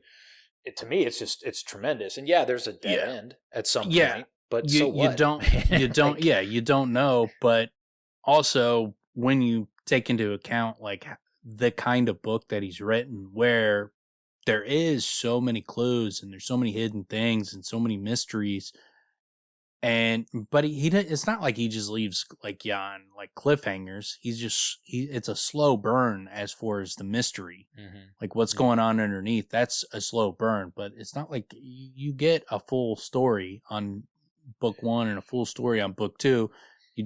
We just need one more story to get what left him where he's at. But for him to tie up all these loose ends, it's got to be extremely difficult because I've got a lot of theories on a lot of different things, but it's like, well, how do you put all of them together in a satisfying way, and how do you wrap it up in one book? It's tough. It would be extremely tough. If I tried to write the third book in a satisfying way, granted, if I really wanted to do it, I could knock it out in like a month. But it would be, I could see where, for other people, it'd be extremely difficult. And oh my God. I mean, like, seriously, like, I mean, like, to tie everything up in a satisfying way that lives up to the first 2 books has got to be extremely difficult. And so if he does not feel that what he's done so far is up to the caliber that it needs to be, well, then fucking take your time, man, because this shit is going to live way after we're all dead. Yeah. This is shit that's going to be, like Tolkien. And if you do it right, if you don't fuck up the landing, this shit will live on long after you're dead. So don't succumb to the pressure. Speech. Yeah, don't succumb to the pressure. Fucking take your sweet ass time and make sure you fucking stick the landing. Dude, there's so many books but there's a few books that come to mind that I've read multiple times that I get something out of it every time. But it's not like this, and I haven't read a lot of series, so fine. These aren't great examples, or my experience hasn't been maybe great to pull off of. But I think it's fantastic. It's great to have it because now I have something to look forward to. I mean, the fact that I'm not used to reading series and the fact that this series is still active is fucking great, man. When it is over, it's going to be disappointing in the fact that it's over. So fuck you with all your fucking I need it and I have to have it. And if I don't get it, then shit all over this. Like, move on. There's other books to read, man. There's a tremendous amount of them, and I don't have enough time. I wish I did, and I could read them all. But, nobody has that type of time. But, find some other books and come back to this one and read it as many times as you want. And eventually it'll come out and it'll be tremendous. Hopefully he sticks it. Well, as long as he listens to your pep rally. Here's what I think. Yeah. I think he's going to play that over and over again every day after this releases. He's going to listen to that every day just to keep himself going and be like, you know what, Dan, thanks. I am going to stick the landing. I am going to stick the landing. Maybe I should put in like some Rocky music in the while I'm giving that speech. Like, just mix that in. It'll probably get the episode booted off of all the sites, but it'll be worth it. Like, when we drop it, they're not going to catch it probably for at least like a couple hours. So, and Rothfuss, I mean, he's obviously, the second the episode drops, he starts listening, so he'll get through it. Mm-hmm.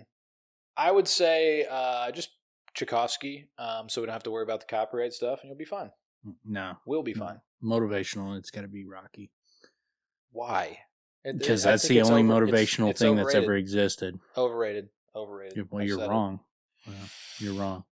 You don't understand be wrong about these types of things. You don't understand taste. Don't understand taste? No. Completely subjective. Okay. You're tasteless. Right. You're tasteless.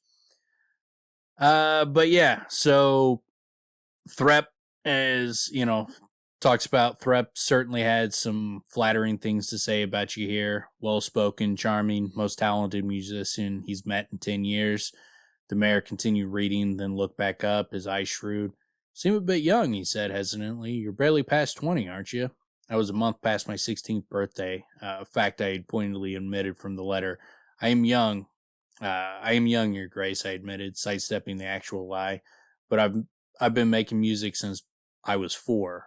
I spoke with quiet confidence, doubly glad of my new clothes. In my rags, I couldn't have helped but look like a starving urchin. As it was, I was well dressed and tanned from my days at sea, and the lean lines of my face added years to my appearance.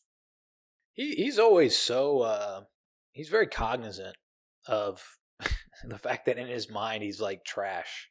Yeah. You know what I mean? Like he goes back to it, but he carries himself in a way where he's not. He knows he's not in terms of an intelligence level, but he can't help it. Like, he pictures himself as, I mean, and I know it's tough. Like, when you're poor and you're dressed like shit and you're a Demaroo, everybody fucking looks, because it's not like he looks down on himself that much. I mean, he does in some regards, but in most situations, like, he's very prideful. He's very prideful, but he's not ignorant to the fact that, if people know he's a Demaroo or they see him wearing shirts with, a bunch of holes in it and shit, and he's wearing the same clothes every day, he's not, ignorant to the fact that that's going to leave a certain type of impression. Well, and then also there are deep psychological scars that are stuck with him. I mean, he doesn't have his parents. They are gone. So that doesn't get erased. That leaves a scar, clearly. So, yeah. But yeah, it's kind of interesting that it comes back. Like, it's in the back of his mind so often. Yeah, and so the mayor gives him his own rooms in the place, has him stay there, and Kvothe lets him know that his luggage was lost at sea. And Alveron raised an eyebrow briefly, like, giving him another one of those, like, damn, dude, got here fucking even with a shipwreck. And you're not coming to me looking like a fucking street urchin. Like, that immediately, the mayor's not stupid. He he picked up on that little tidbit of information and calculated, exactly what it would take for, a shipwrecked dude to make it looking halfway decent. And then, but yeah, Stapes, he tells him Stapes will see that you're properly outfitted. And so he gets these rooms, and he says they were the most opulent I'd ever seen, let alone lived in, full of old wood and polished stone. The bed had a feather mattress a foot thick, and when I drew its curtains and lay inside, it seemed as big as my entire room back at Anchor's. My rooms were so pleasant it took me almost a full day to realize how much I hated them. Yeah, that's pretty great. I hate fucking feather pillows and I don't even know if I've laid on a feather mattress, but I cannot imagine I would like it. Like, it just seems lumpy and uncomfortable, and like feathers poking you. Like, it seems awful, and I'm glad we do not live in the era where feather fucking beds or feather pillows are like the height of comfort. Have you ever had a down comforter? I don't know. I mean, goose down. I mean, it's soft, it's very comfortable, and it's warm. But yeah, picturing feathers poking out of fabric and poking you, yeah, that sounds like shitty craftsmanship. I have a feeling that the mayor's, pillow makers and mattress makers have more skill. I doubt it. I've had feather pillows, and the feathers fucking poke out of them. They suck. The way I see you describing this is like there's a mattress, and then he lays on it, and then he literally sinks down like 2 feet and is basically covered with the mattress. Yeah. Well, this isn't very comfortable. He's like pushing himself out. Comes up on both sides of you, and you get suffocated and you die. He's basically trapped. Oh, this is so comfortable. I can't even move. Fucking sleep on the floor. Yeah, well, yeah. I mean, I understand it if it was like that. I don't think it's like that. There's no way it's anywhere close to like the top quality beds that we got nowadays. Can't even be on the same ballpark. Although I had I couldn't find my good pillow, and so I had like a real shit pillow, and I just adjusted to it, and then I found my good pillow. And then I slept on my good pillow, and my neck apparently had adjusted to the shit pillow so well that when I slept on the nice pillow, like I woke up and could barely turn my head. And it was like, what the fuck, man? You had a broken neck from a different pillow? Fucking, yeah. Like my neck adjusted to like sleeping on a rock. It's pretty funny. Like, no, too comfortable. Fuck your neck up. Yeah, it's pretty funny how... the world we live in now, where it's like if I stay at somebody else's place for a few days and I'm using their pillow, it's like they're a Neanderthal to me all the time. It's like, what is this piece of shit like Kleenex filled pillow you have? Yeah. Compared to mine's super firm. Yeah. Why don't you have the exact same pillow I'm used to using for the past I don't know how many fucking years? Yeah, it's literally just Yeah, you adjust. Fucking head. Yeah. But yeah, so he talks about it, the rooms. The reason he's like, while the rooms were too large for my non-existent possessions, they were too small for me. I was obliged to remain there waiting for the mayor to summon me since I had no idea when this might be. I was effectively trapped. So he's, I can see where, yeah, you get into a room, you got no possessions. It's not like you can fill the drawers or you got no clothes. So everything's just empty. You're on a new bed. Got a new fucking sweet ass feather pillow with feathers poking you in your face while you're trying to sleep. I like the like metaphor. I could see where the change and the fact that you got nothing. You don't have any of your possessions. I like his comparison of like thinking in terms of shoes. You don't want the biggest pair. You want a pair that fits. If your shoes are too big, your feet chafe and blister. And then he goes as far as, he feels like a dried pea rattling around inside an empty jewelry box. Like it's just, it's it's an uncomfortable. It's an interesting way to describe it because it's extravagant given what Kvothe is used to, but it's very uncomfortable. And then he's also trapped because, well, now I can't leave. I'm basically here, but I can't leave. I like the little touches of like the food is excellent, but it's kind of cold because it has to make its way all the way to him from the kitchen. So it's great, but it's not, ideal. It's not as good as it could be. It's just like a notch below. But then he's even got like well, how far away are these kitchens? Yeah, that's kind of funny too. Yeah, how big is this place? Oh, Jesus, man. Bro, are they fucking an hour away? It's like an hour walk to the kitchen. But then he's got copper bathing basin and servants even bringing hot water. So yeah, he's being cared for here. And think about that, like if it takes that long for the food to get there, like how are they getting the fucking water there? Yeah, I thought about that too. I'm like, where's it coming from? It's warm, or it's hot. So like, how's that working out, man? Like, how's every room you like? It's not like when he talks about going to the mayor's place, like he's like, I had to walk for fucking 2 hours to get there. He just like walks out of his room and like he's there shortly after, just a short walk. But like when he gets the food from while he's by the mayor's room, his food's warm.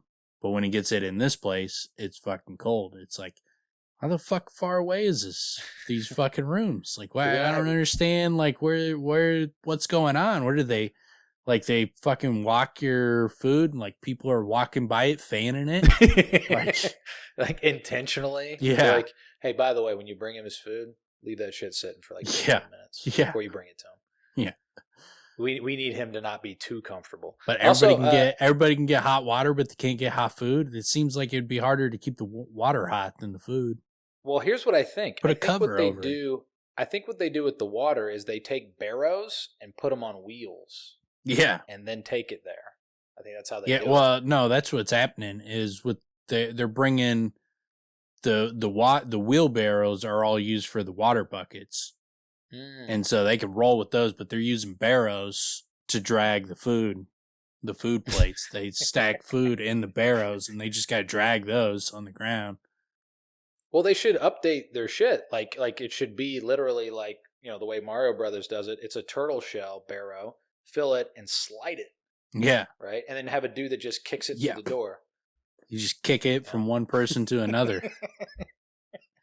Get there a lot quicker, but it's spinning, so yeah, it's going to cool the food. That's probably risky. What happens. You could probably lose a lot of food that way, but going to get there warm. If you hit it right, it's going to get there warm. No, but I think that's why it's cold because it's spinning. Oh, it's spinning. So yeah, it's getting it cold. Yeah. So when my food arrives, it's excellent. It's just everything's mixed and it's a little bit cold. Everything's just it's spinning around, so it's all just everything's a mix. They need to get one of those little pulley systems, like fucking Mr. Belvedere or one of those shows where they like fucking pull the food up and down. It's a dumbwaiter. Yeah. He's got a little thing, opens it up, boom, got my food. Yeah. Get you some stupid waiters. I like the idea. I've always thought, I don't know, like with a dumbwaiter, you would want to. I always think it's a funny idea to me is have it lower down and then drop the plate and the other shit. So rather than putting it back in, I'm done, and then bring it down. It down. Hey, it's empty, and then drop the shit.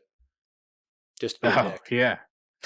Yeah. Fucking drop it on their head. It was really good. My compliments to the chef. Drop it just below their floor so they can see the top of the basket. And when they stick their head out, pour the food on their head. Well, no, you've eaten it. I'm saying you drop it with the compliments to the chef. But yeah, that was all I had on that one. I don't know if you got anything else. Oh wait, we got the cloak. He gets his clothes, yeah.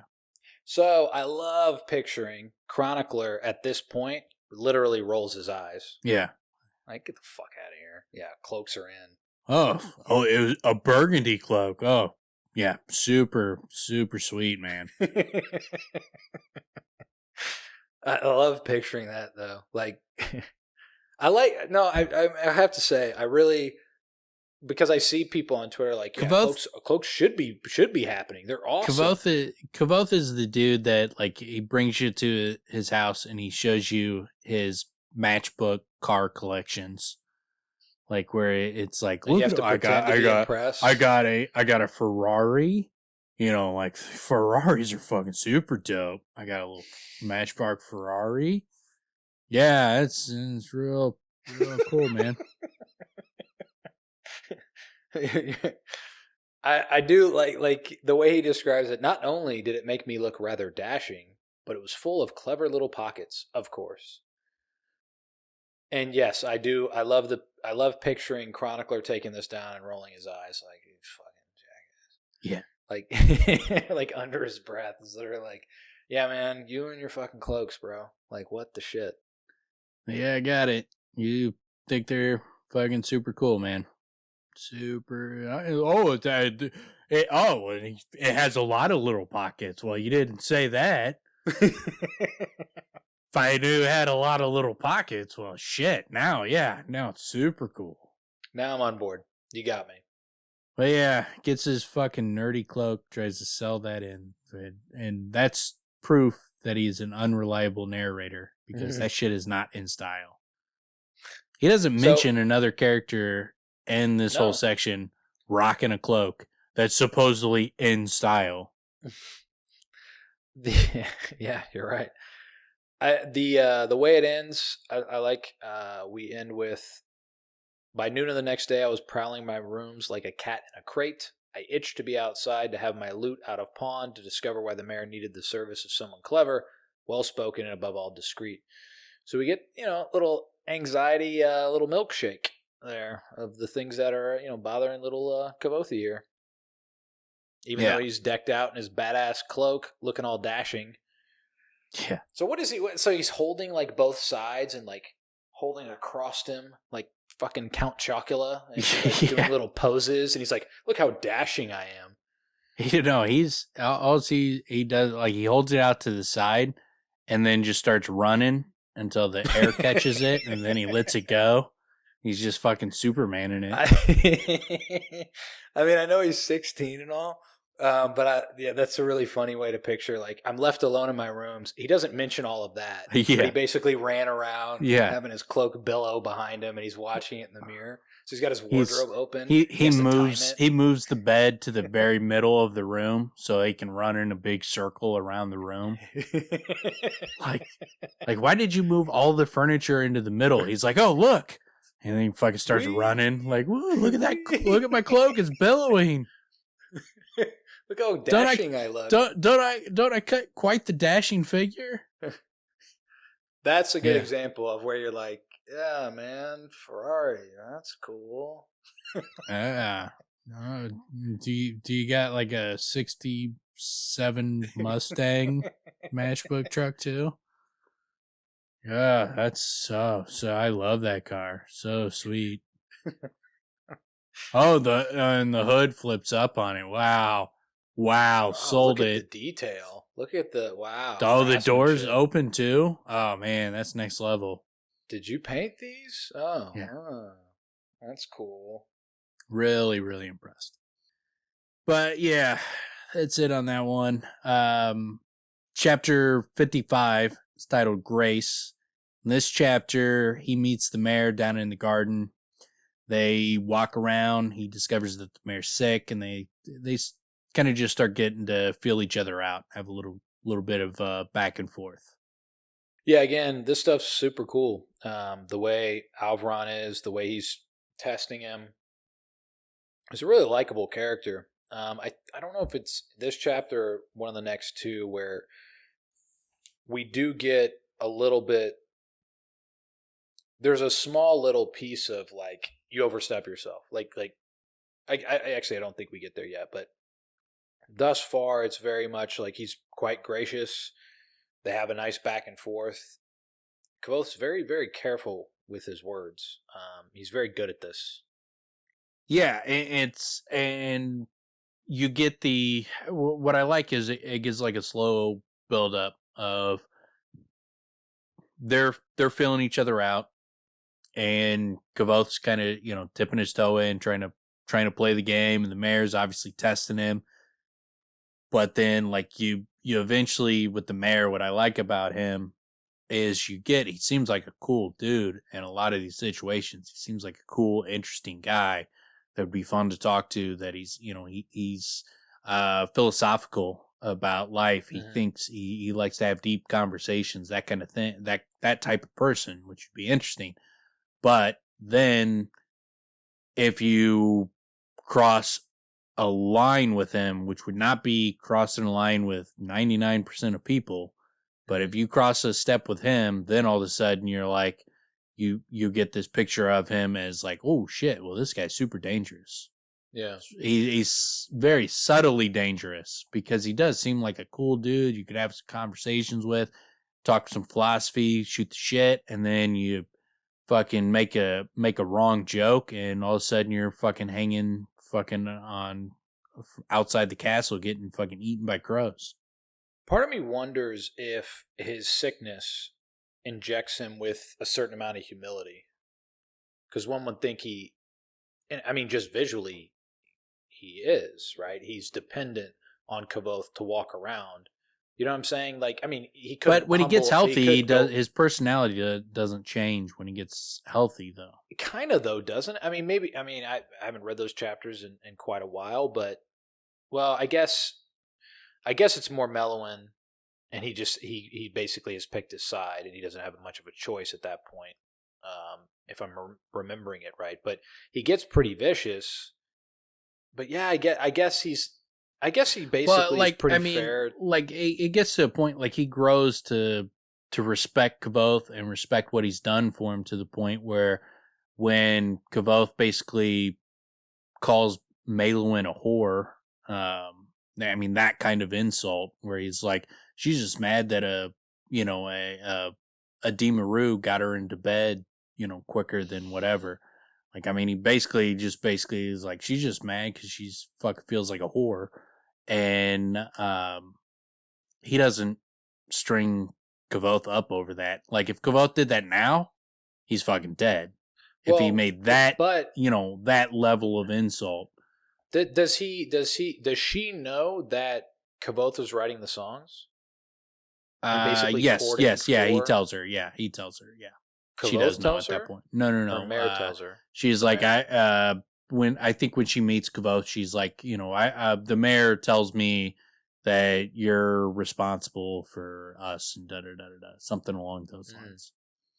So she knows, yeah. That's but interesting. Kvothe wasn't saying that. Kvothe wasn't saying that as a genuine, like, that's how he genuinely felt. That was Kvothe heated in the moment. Yeah. And looking to fucking fire off a fucking insult that would fucking dig in. Yeah. And he's just trying to hurt. He crossed the line, but the fact that the mayor didn't, I mean, it's like, that's what I'm saying. It's like, if we're talking about him like humbled here, if Kvothe made an insult that deep right now, he's fucking done. Yeah. It's that's also pretty interesting, man. Like, I can't imagine, like, you're courting a woman and you're literally, like, paying people to perform songs or to write songs for her. You know what I'm saying? Like do the correspondence. Like, it's not you talking, it's some other dude. But you're like, but I paid for that guy, so, you know. Yeah. I made you this mix album, this mix CD. Yeah. Like, it's kind of like, you know, hiring, you know, you hire John Legend to write a song for your girl. Like, I mean, that's still going to impress her. That you have that kind of capability, that you can fucking, like, go and get, like, some superstar musician to write a song for her. That's still, just because you didn't write it, it's a different sort of demonstrating your power and your capability, that you can get someone else to do it for you. Yeah, I guess that's true. I just, you know, I like. But the idea. It's similar to the movie Roxanne with Steve Martin I brought up before, but I don't think I could think of the movie the first time I brought it up, where he's this dude with this gigantic nose, Yeah, super and long like nose, so he like stands in the bushes and tells another guy what to say, and so he wins the girl over with his words, but it's actually him in the background. I remember. I don't remember the other dude. Was it Martin Short? Probably not. I don't remember. No, it had to be some good looking dude. I mean, that would You don't think Martin the Short's story good wouldn't. looking? Not especially. I know that's your type, but Jiminy Glick is so attractive. Yeah. I do remember that movie, but I do remember being quite young. It's an old Shakespeare. It's a play off a Shakespeare movie. Yeah. Shakespeare movie. Shakespeare book or play. Yeah, I don't. Fuck, man, I can't even. I just remember the vision of him with that ridiculously long nose, and it makes me think of Kramer and Newman when Kramer's trying to win over the girl that works at the bookstore, Pam. Yeah. And Newman's feeding him the lines. Yeah.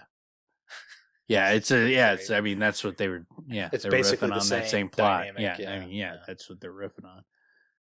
But I like that in the beginning, like there's a nice little hint that is easy to miss. But he's like, I peered at the mayor through a gap in the hedge. He was sitting on a stone bench under a shade tree in his gardens, looking every bit the gentleman in his loose sleeves and waistcoats. He wore the house colors of Alveron, sapphire and ivory. It's a big clue, because later on, when Kvothe gets the shit kicked out of him by the soldiers who are working for the Penitent King, what they say is, the door of the waystone opened and a sudden gust of wind made the lamplight flicker. 2 soldiers came in, hunched against the weather, their swords sticking out like tails behind them. Dark spatters of rain spotted the fabric of their blue and white tabards. So, same colors as the mayor, blue and white, sapphire and ivory. They're wearing the same colors as the mayor. And then when you look at the coin that the soldiers for the Penitent King are getting, it went from that the Penitent King was paying people a silver noble when they signed up to a gold royal. That is Ventus currency. That's the same currency that Maer Alveron would use. So those are 2 big hints that Maer Alveron is the Penitent King. And he would be one of the primary candidates for that position to begin with. But the fact that the currency is the same and the colors are the same gives him a lot of extra weight. How is the mayor penitent? That is, I mean, obviously that's a big question. What is it?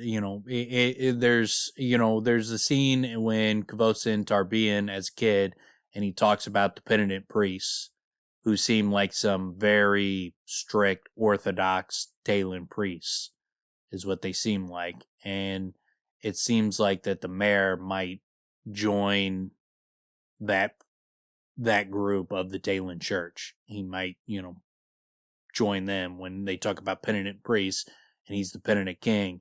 It might be that he becomes very Orthodox Talon. And it seems like, with Martin and things along those lines, that, and the mayor talks about going to Mindri, that Vent might have a lot more Menders than is typical. So maybe that they're moving towards, he's cracking the whip and moving towards a very strict Talon theocracy, basically.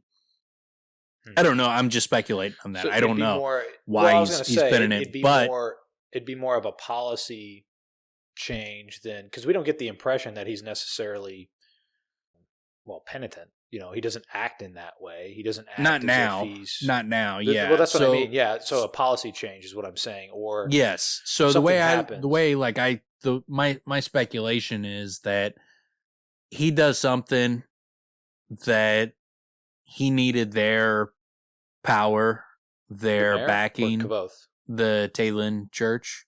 Oh, okay. And he needed their power, their backing, and so... No, who's he? You talking about the mayor? Maer Alveron. Okay, Maer Alveron. Right. Maer Alveron did something where he needed their backing, and so he signed up on board with them, and he's to gain their backing and have that extra weight behind him, and he needed it for some reason.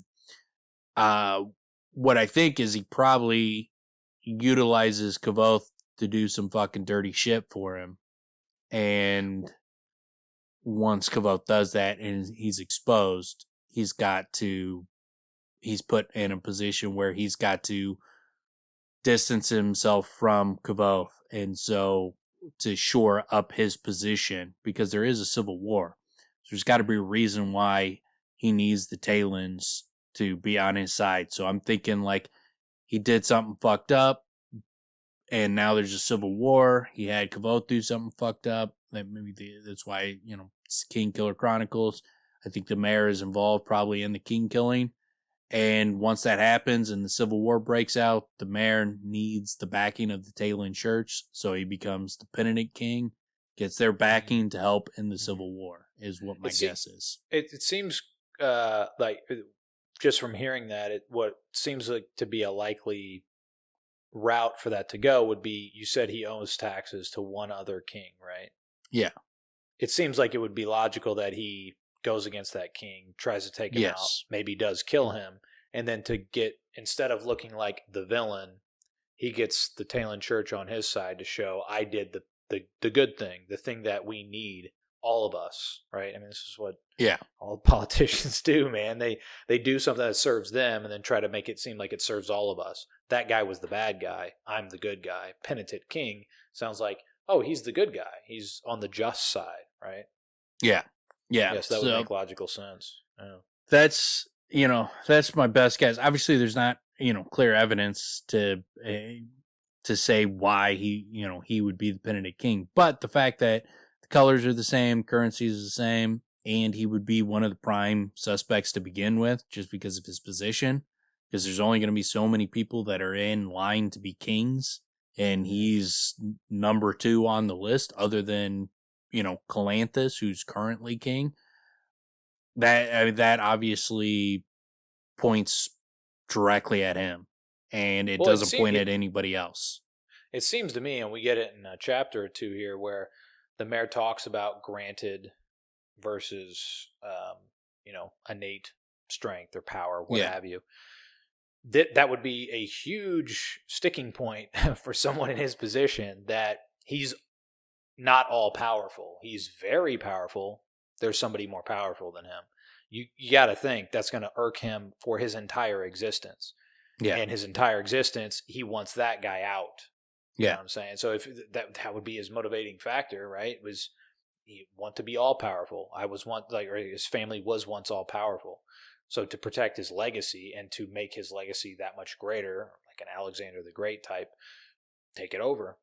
Expand your influence and your power, the family name, what have you. But yeah, I mean, so I think he's the prime suspect for the Penitent King. I don't think anybody fits. Just the very limited evidence we have, it points directly at him, and there's no evidence that points at anybody else. So that's what makes me suspect that it is going to be him. But it's, it could obviously be someone else because the evidence is very limited. But that directly points at him. So if I had to bet money on it, it would be that he's going to be the Penitent King. Now, we'll, in a couple, maybe not next episode, maybe the episode after that, I'm going to go into who the king I think that gets killed is and exactly the circumstances of it. I think there's enough evidence on that as well to give a good guess, but we've got to come up to one of the big pieces of evidence coming up. Well, of course, to again had even more speculation, Rothfuss does his thing with sapphire and ivory, blue and white. Yeah. Not exactly the same. Yeah. But pretty damn close, right? Yeah. Or could be the same. Could be construed as the same. Depends on the eyes, right? Yeah, or, the and person labeling the color. is the soldiers gonna get that level of color, or are they gonna get the just fucking blue and white? Yeah, yeah, that's interesting. Yeah, But yeah, so then another aspect is he looks at the Maer Alveron's clothing and he initially thinks like, this guy doesn't give a shit about fashion, and then he starts thinking about it. And he's like, oh wait, like this clothes doesn't looks like this. Like he's worn this maybe a couple of times. mm-hmm. And like this dude is wearing new clothes every week. Like that's a lot of money if you're changing outfits. You're changing your wardrobe every fucking week. So that's not cheap in our world, much less Yeah, theirs.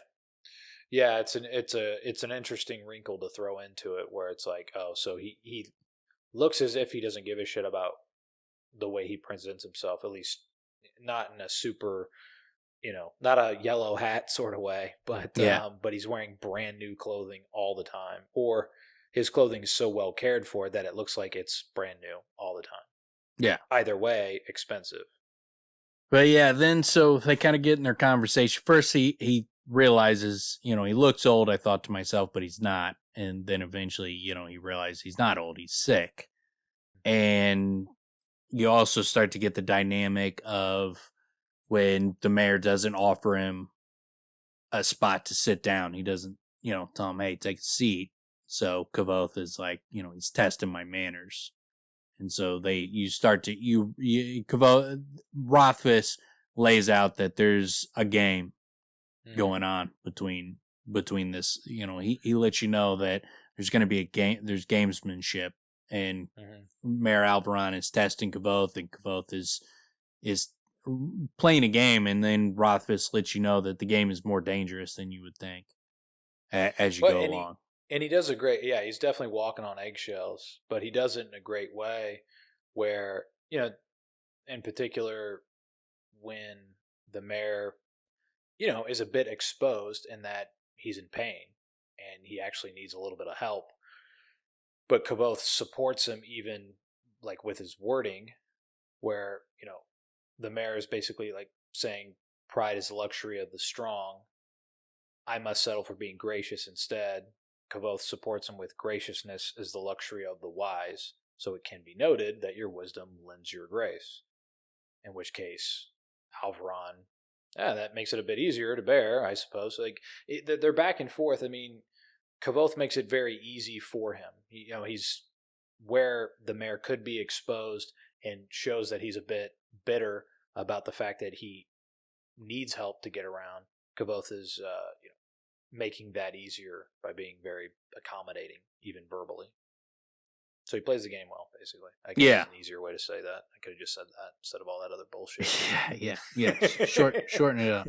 Less words. Be so wordy. But yeah, talk gooder. So they walk together is basically what they did. Yeah. They walk and talk good. And then I like too that the mayor would point out the different statues and that kind of stuff, and telling where who commissioned it, and then he'd whisper like that's some shit we fucking ganked off some other fucking dudes. Yeah. Like when we killed a few people, we took that one. Yeah, well, got a little gangster side. We fucking still stole some of this shit too. But I like the fact that it's told. It gives you a little bit of the culture too. That they see themselves as above that now. The position that they're in now, they're above stealing and conquering. That's above them. They don't need to do that now. We got enough money. We can commission things, and they're proud of the commissioned work. But now they're feel a little guilty about the stuff they stole. Not enough to give it up. They're not gonna fucking let someone else have it, but bad enough where they're not gonna fucking just like outwardly brag about it. Yeah, I mean, builds it out to being quite how you would expect, basically. And then we get little lead into what we have known about Kvothe with his reputation. His reputation starting to spread already. They're wondering who you are. Who's this guy walking with the mayor? who's this dude? Who's this young, brash, redheaded, guy that cuts quite the figure with all those pockets? Yeah, he keeps running around in circles. Who keeps jumping off of rocks like, wee! Yeah. Wee! Like this is my son that, that the mayor's hiding a son that got hit in the head too many times. Yeah, I like where he basically tells them, do me a favor, don't tell people who you are. I want to, play with this basically. And Kvothe still tries to get it out a little bit where it's like, well, it'd be easier if I kind of knew, what the fuck I'm doing here. And I like where he at least acknowledges like, yeah, you've been patient so far. Please continue to be patient, and I'll let you know. But he kind of keeps stringing them on here. Yeah, it lets him kind of know that people are going to be hounding him now. Gives him a little advance notice on that and tells him to keep it close to his vest. And, then he gets back to his room, and then you start getting one wall held a huge tapestry that showed a vast naval battle in intricate detail that occupied my attention for almost a half an hour. I missed my loot. But then he's bored as shit, basically. But he talks about like the fact that the mayor got him all this nice clothes gives him a little bit of peace of mind because he knows he can sell that if he needs to. Worst case scenario, obviously it would screw him over. It would ruin his relationship with the mayor and probably Threp as well. It'd embarrass him, so he'd be burning some bridges. But if worse came to worse and he needed to get his loot, he can get his loot. It's kind of funny. It's almost like when he's described in the past when he has money in his pocket, even if he can't spend it, he needs it for tuition, what have you. Just having it, feel better. Same thing with the clothes. It's like just having assets that I could turn around and get something out of. Just having it, even though I'm not going to do it. Just having it, feeling better about it. Yeah, for sure. And I like the huge piece of furniture. His wardrobe was lined with cedar and sandalwood, scenting the air. Kind of makes me want to line my wardrobe with cedar and sandalwood. Or also have a wardrobe. Or it's up to no good. Yeah, okay. I like the smell of cedar and sandalwood. I like the idea of it being in my clothes. But yeah, he basically just kind of gives the why he keeps talking about like, I want my fucking loot, but I got my way out. If worse comes to worse, I got my way out. And he's like, and then why am I putting up with this? The mayor could do all these things for me. Like if, he would change my life if this dude was my patron. This dramatically changes my fucking life. And so even though like he keeps reiterating how much he misses his loot, he also gives the reasons why he's willing to put up with it. Why he's willing to fucking sit there. And the fact though that he is this obsessed with his loot also, like we've said, multiple times, it points to the fact that he does not have his loot in, the current part of the story that we're in. Where the telling of the story with Chronicler and Bast. That he doesn't have music and he doesn't really talk about it. Yeah, it seems like the door type situation where, because it's not like he misses it. He literally has shut it off. Like, and that's what Bass says. Don't even talk about it. Don't ask about it. It's painful. He doesn't want to think about that shit. Which again would tell you, when he talks about meeting Denna again and singing the Lair of Sir Savin Treliod, sounds like that would be extraordinarily painful for him. Yeah. But it's a great chapter. Thanks. Thanks, Kvothe, for reliving that shit.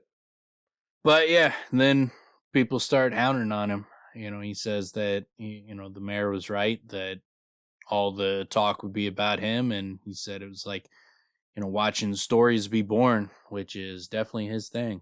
Yeah, he's all about that shit. That's for sure. Throughout. And he gets it in a great way here. But yeah, that's it for that chapter for me. Yep, me as well. All right, you know what? Let's actually we'll wrap it up on that chapter because 56 and 57, I got a lot to say on. And so if we start talking on 56, we're going to go for a good little bit. But what if everybody wants to hear it, Dan? What if everyone wants to hear it? Well, next week. Well, I guess they could go to the next episode. Yeah. Oh, okay. Next week. Everybody listens, there's 30 million people. Oh, no, it's probably like 60 million now, I would guess. Yeah, 60 million. Yeah, just double it. Yeah. 60 million people listening, so you're going to have to wait a week because we're getting like 60 million downloads every single episode. So, yeah, you guys are going to have to wait a week, but it's worth it. It's worth it because we got a lot to say, and I don't want to turn this into a 4-hour podcast episode. So a lot of like Brayden, right? We get the game of tack, beautiful game. We're gonna get the mayor talking about power, which is an interesting discussion, and then we get our introduction to Brayden, which is very interesting. There's a lot to talk about there. That he's a very interesting character. Obviously, we talked about our theories on Master Ash, and so he's obviously an important character regardless of whether he's Master Ash or not. He's an important figure, and Rothfuss makes that very fucking clear. Like, he leaves off the chapter with, in 56 where he talks about like in last pays for all, or what it was, all but one, I should say. The exception proves the rule. So he like ends a chapter being like, all right, now I'm going to talk about the exception. Like, this is the exceptional dude. And so we're going to talk about him, and then we'll learn that the mayor's sick, and we'll meet Denna and probably meet Kvothe. Great shit. Kvothe is so interesting. How he comes in and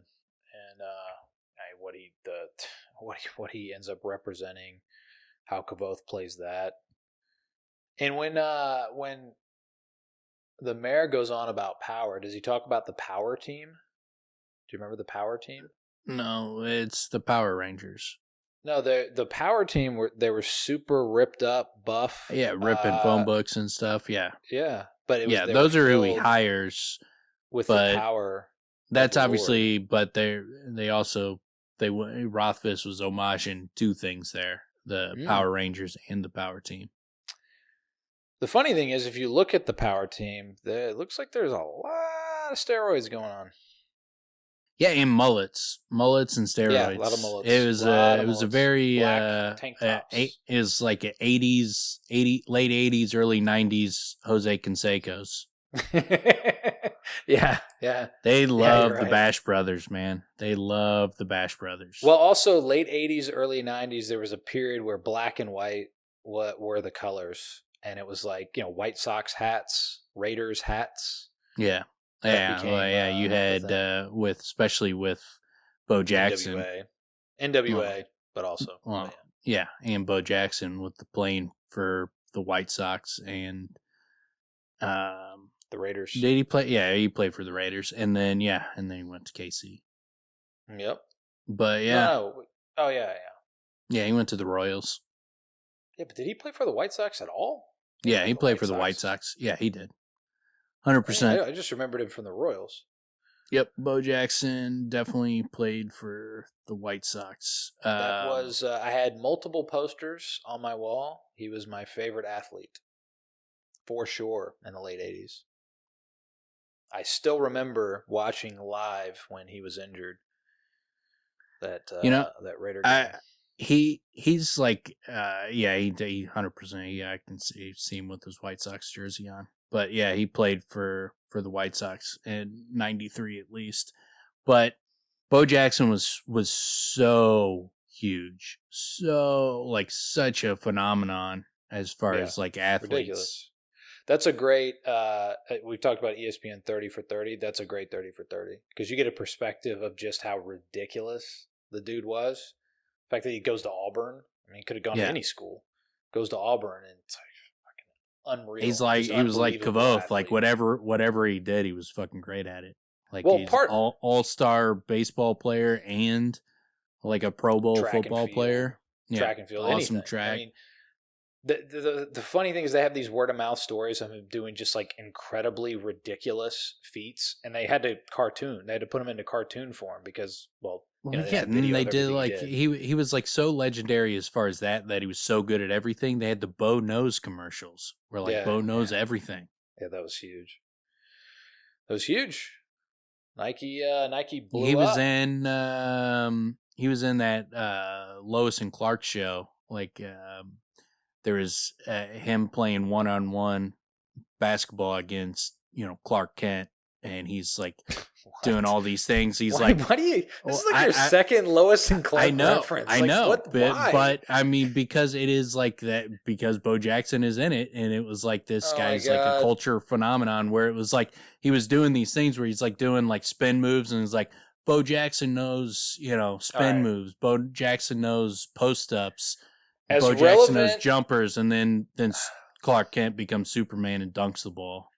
As relevant as the topic is at this point, you referencing Lois and Clark on multiple episodes is by far and above way worse than my It's a Wonderful Life references.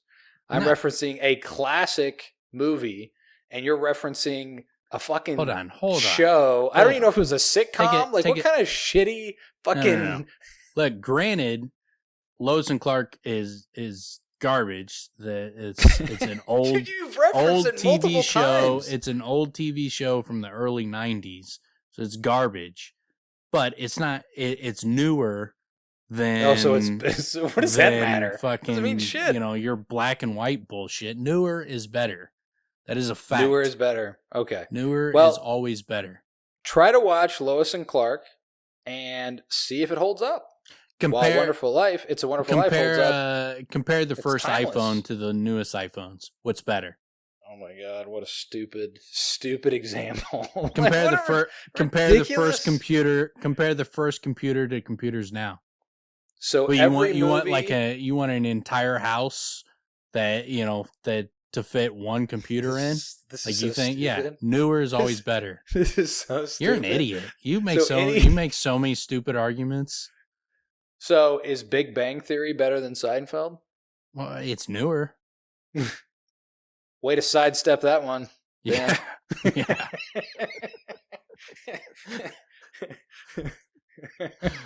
Oh man. Yeah. Newer is honestly better. So clearly we can tell, everybody knows you're clearly watching Lois and Clark. You're rewatching episodes. I told you I was. It was so bad. It's like you have to. They put it on HBO Max, and it was like I loved this show when I was a kid, and then it's like well, I have to see what it. And it just gets worse and worse. What's really funny is when you brought it up originally, I thought you were just misspeaking. I thought it was some Lewis and Clark show. That was something I didn't like. They made a mini series about Lewis and Clark traveling the United States.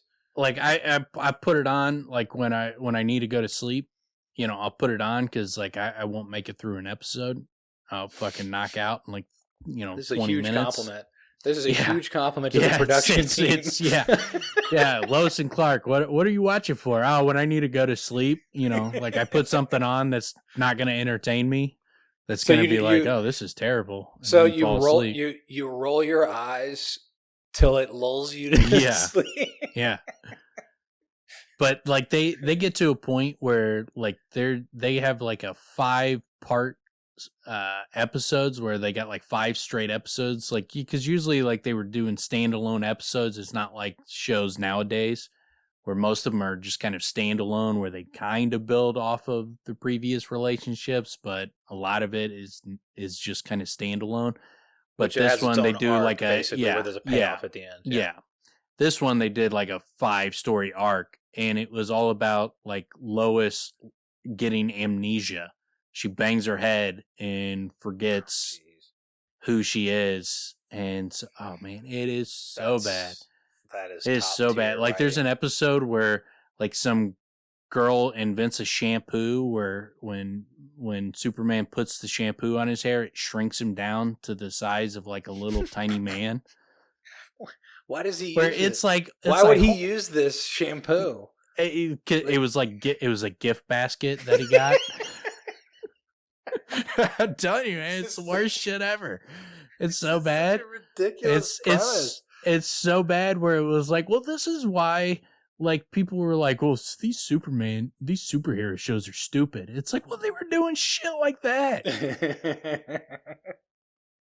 What a fucking...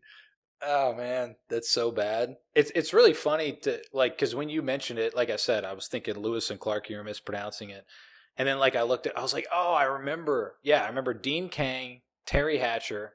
I was like, I remember this show like being on. Never watched a single episode, but back then it was like if you're watching TV, you're seeing promotions for those shows that are on. Yeah, because there's commercials and that shit. Unless you're walking away from the TV every time, So and DVR. They were banking off the fact that, like, girls love Dean Cain. Like, he's, a lot of episodes walking around with his shirt off and shit, all jacked up. And then Terry Hatcher, they're selling her. I mean, she's fucking hot. Yeah, she was hot. She was great episode of Seinfeld. Made a huge mistake, like cut her hair real short in season 3, and it was a huge mistake. See, they're running out of... That's the thing. They got to the 3rd season, and they're doing amnesia episodes and cutting Terry Hatcher's hair. Yeah. And probably tried to talk her into a breast reduction. Huge mistakes. Yeah, and she's like, they're real and they're natural. They're real and they're fantastic. What would she say? Spectacular. They're real and they're spectacular. Yes. Salman Rushdie, Sal Bass episode. She ends up with Sal Bass, I think. But yeah, all right. Stuff. This became killer ending, Lois and Clark closer. You went from talking about fucking Tarantino shows to Lois and Clark. So, by the way, enjoy it. We got through. I just realized we got through the mayor meeting Kvothe, being impressed, and not once did we say he got his nips blasted off with how impressed he was. Can you believe it? He doesn't get his nips blasted off until Kvothe tells him the Caudicus is poisoning him. Then his nips blow through the fucking roof.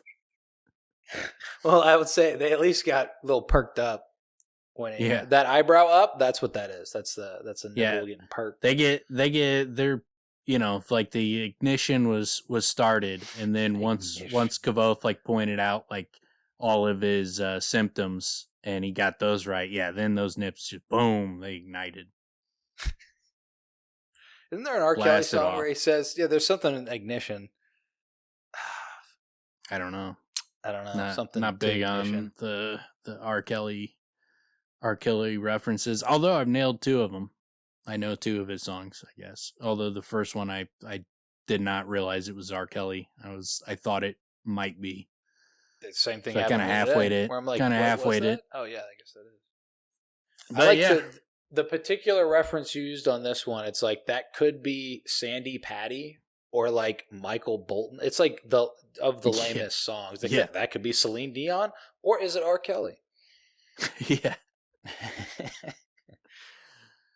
All right, but yeah, we'll dive into Braden and Denna and the mayor and Caudicus next week. So peace out, folks. Yep, good stuff.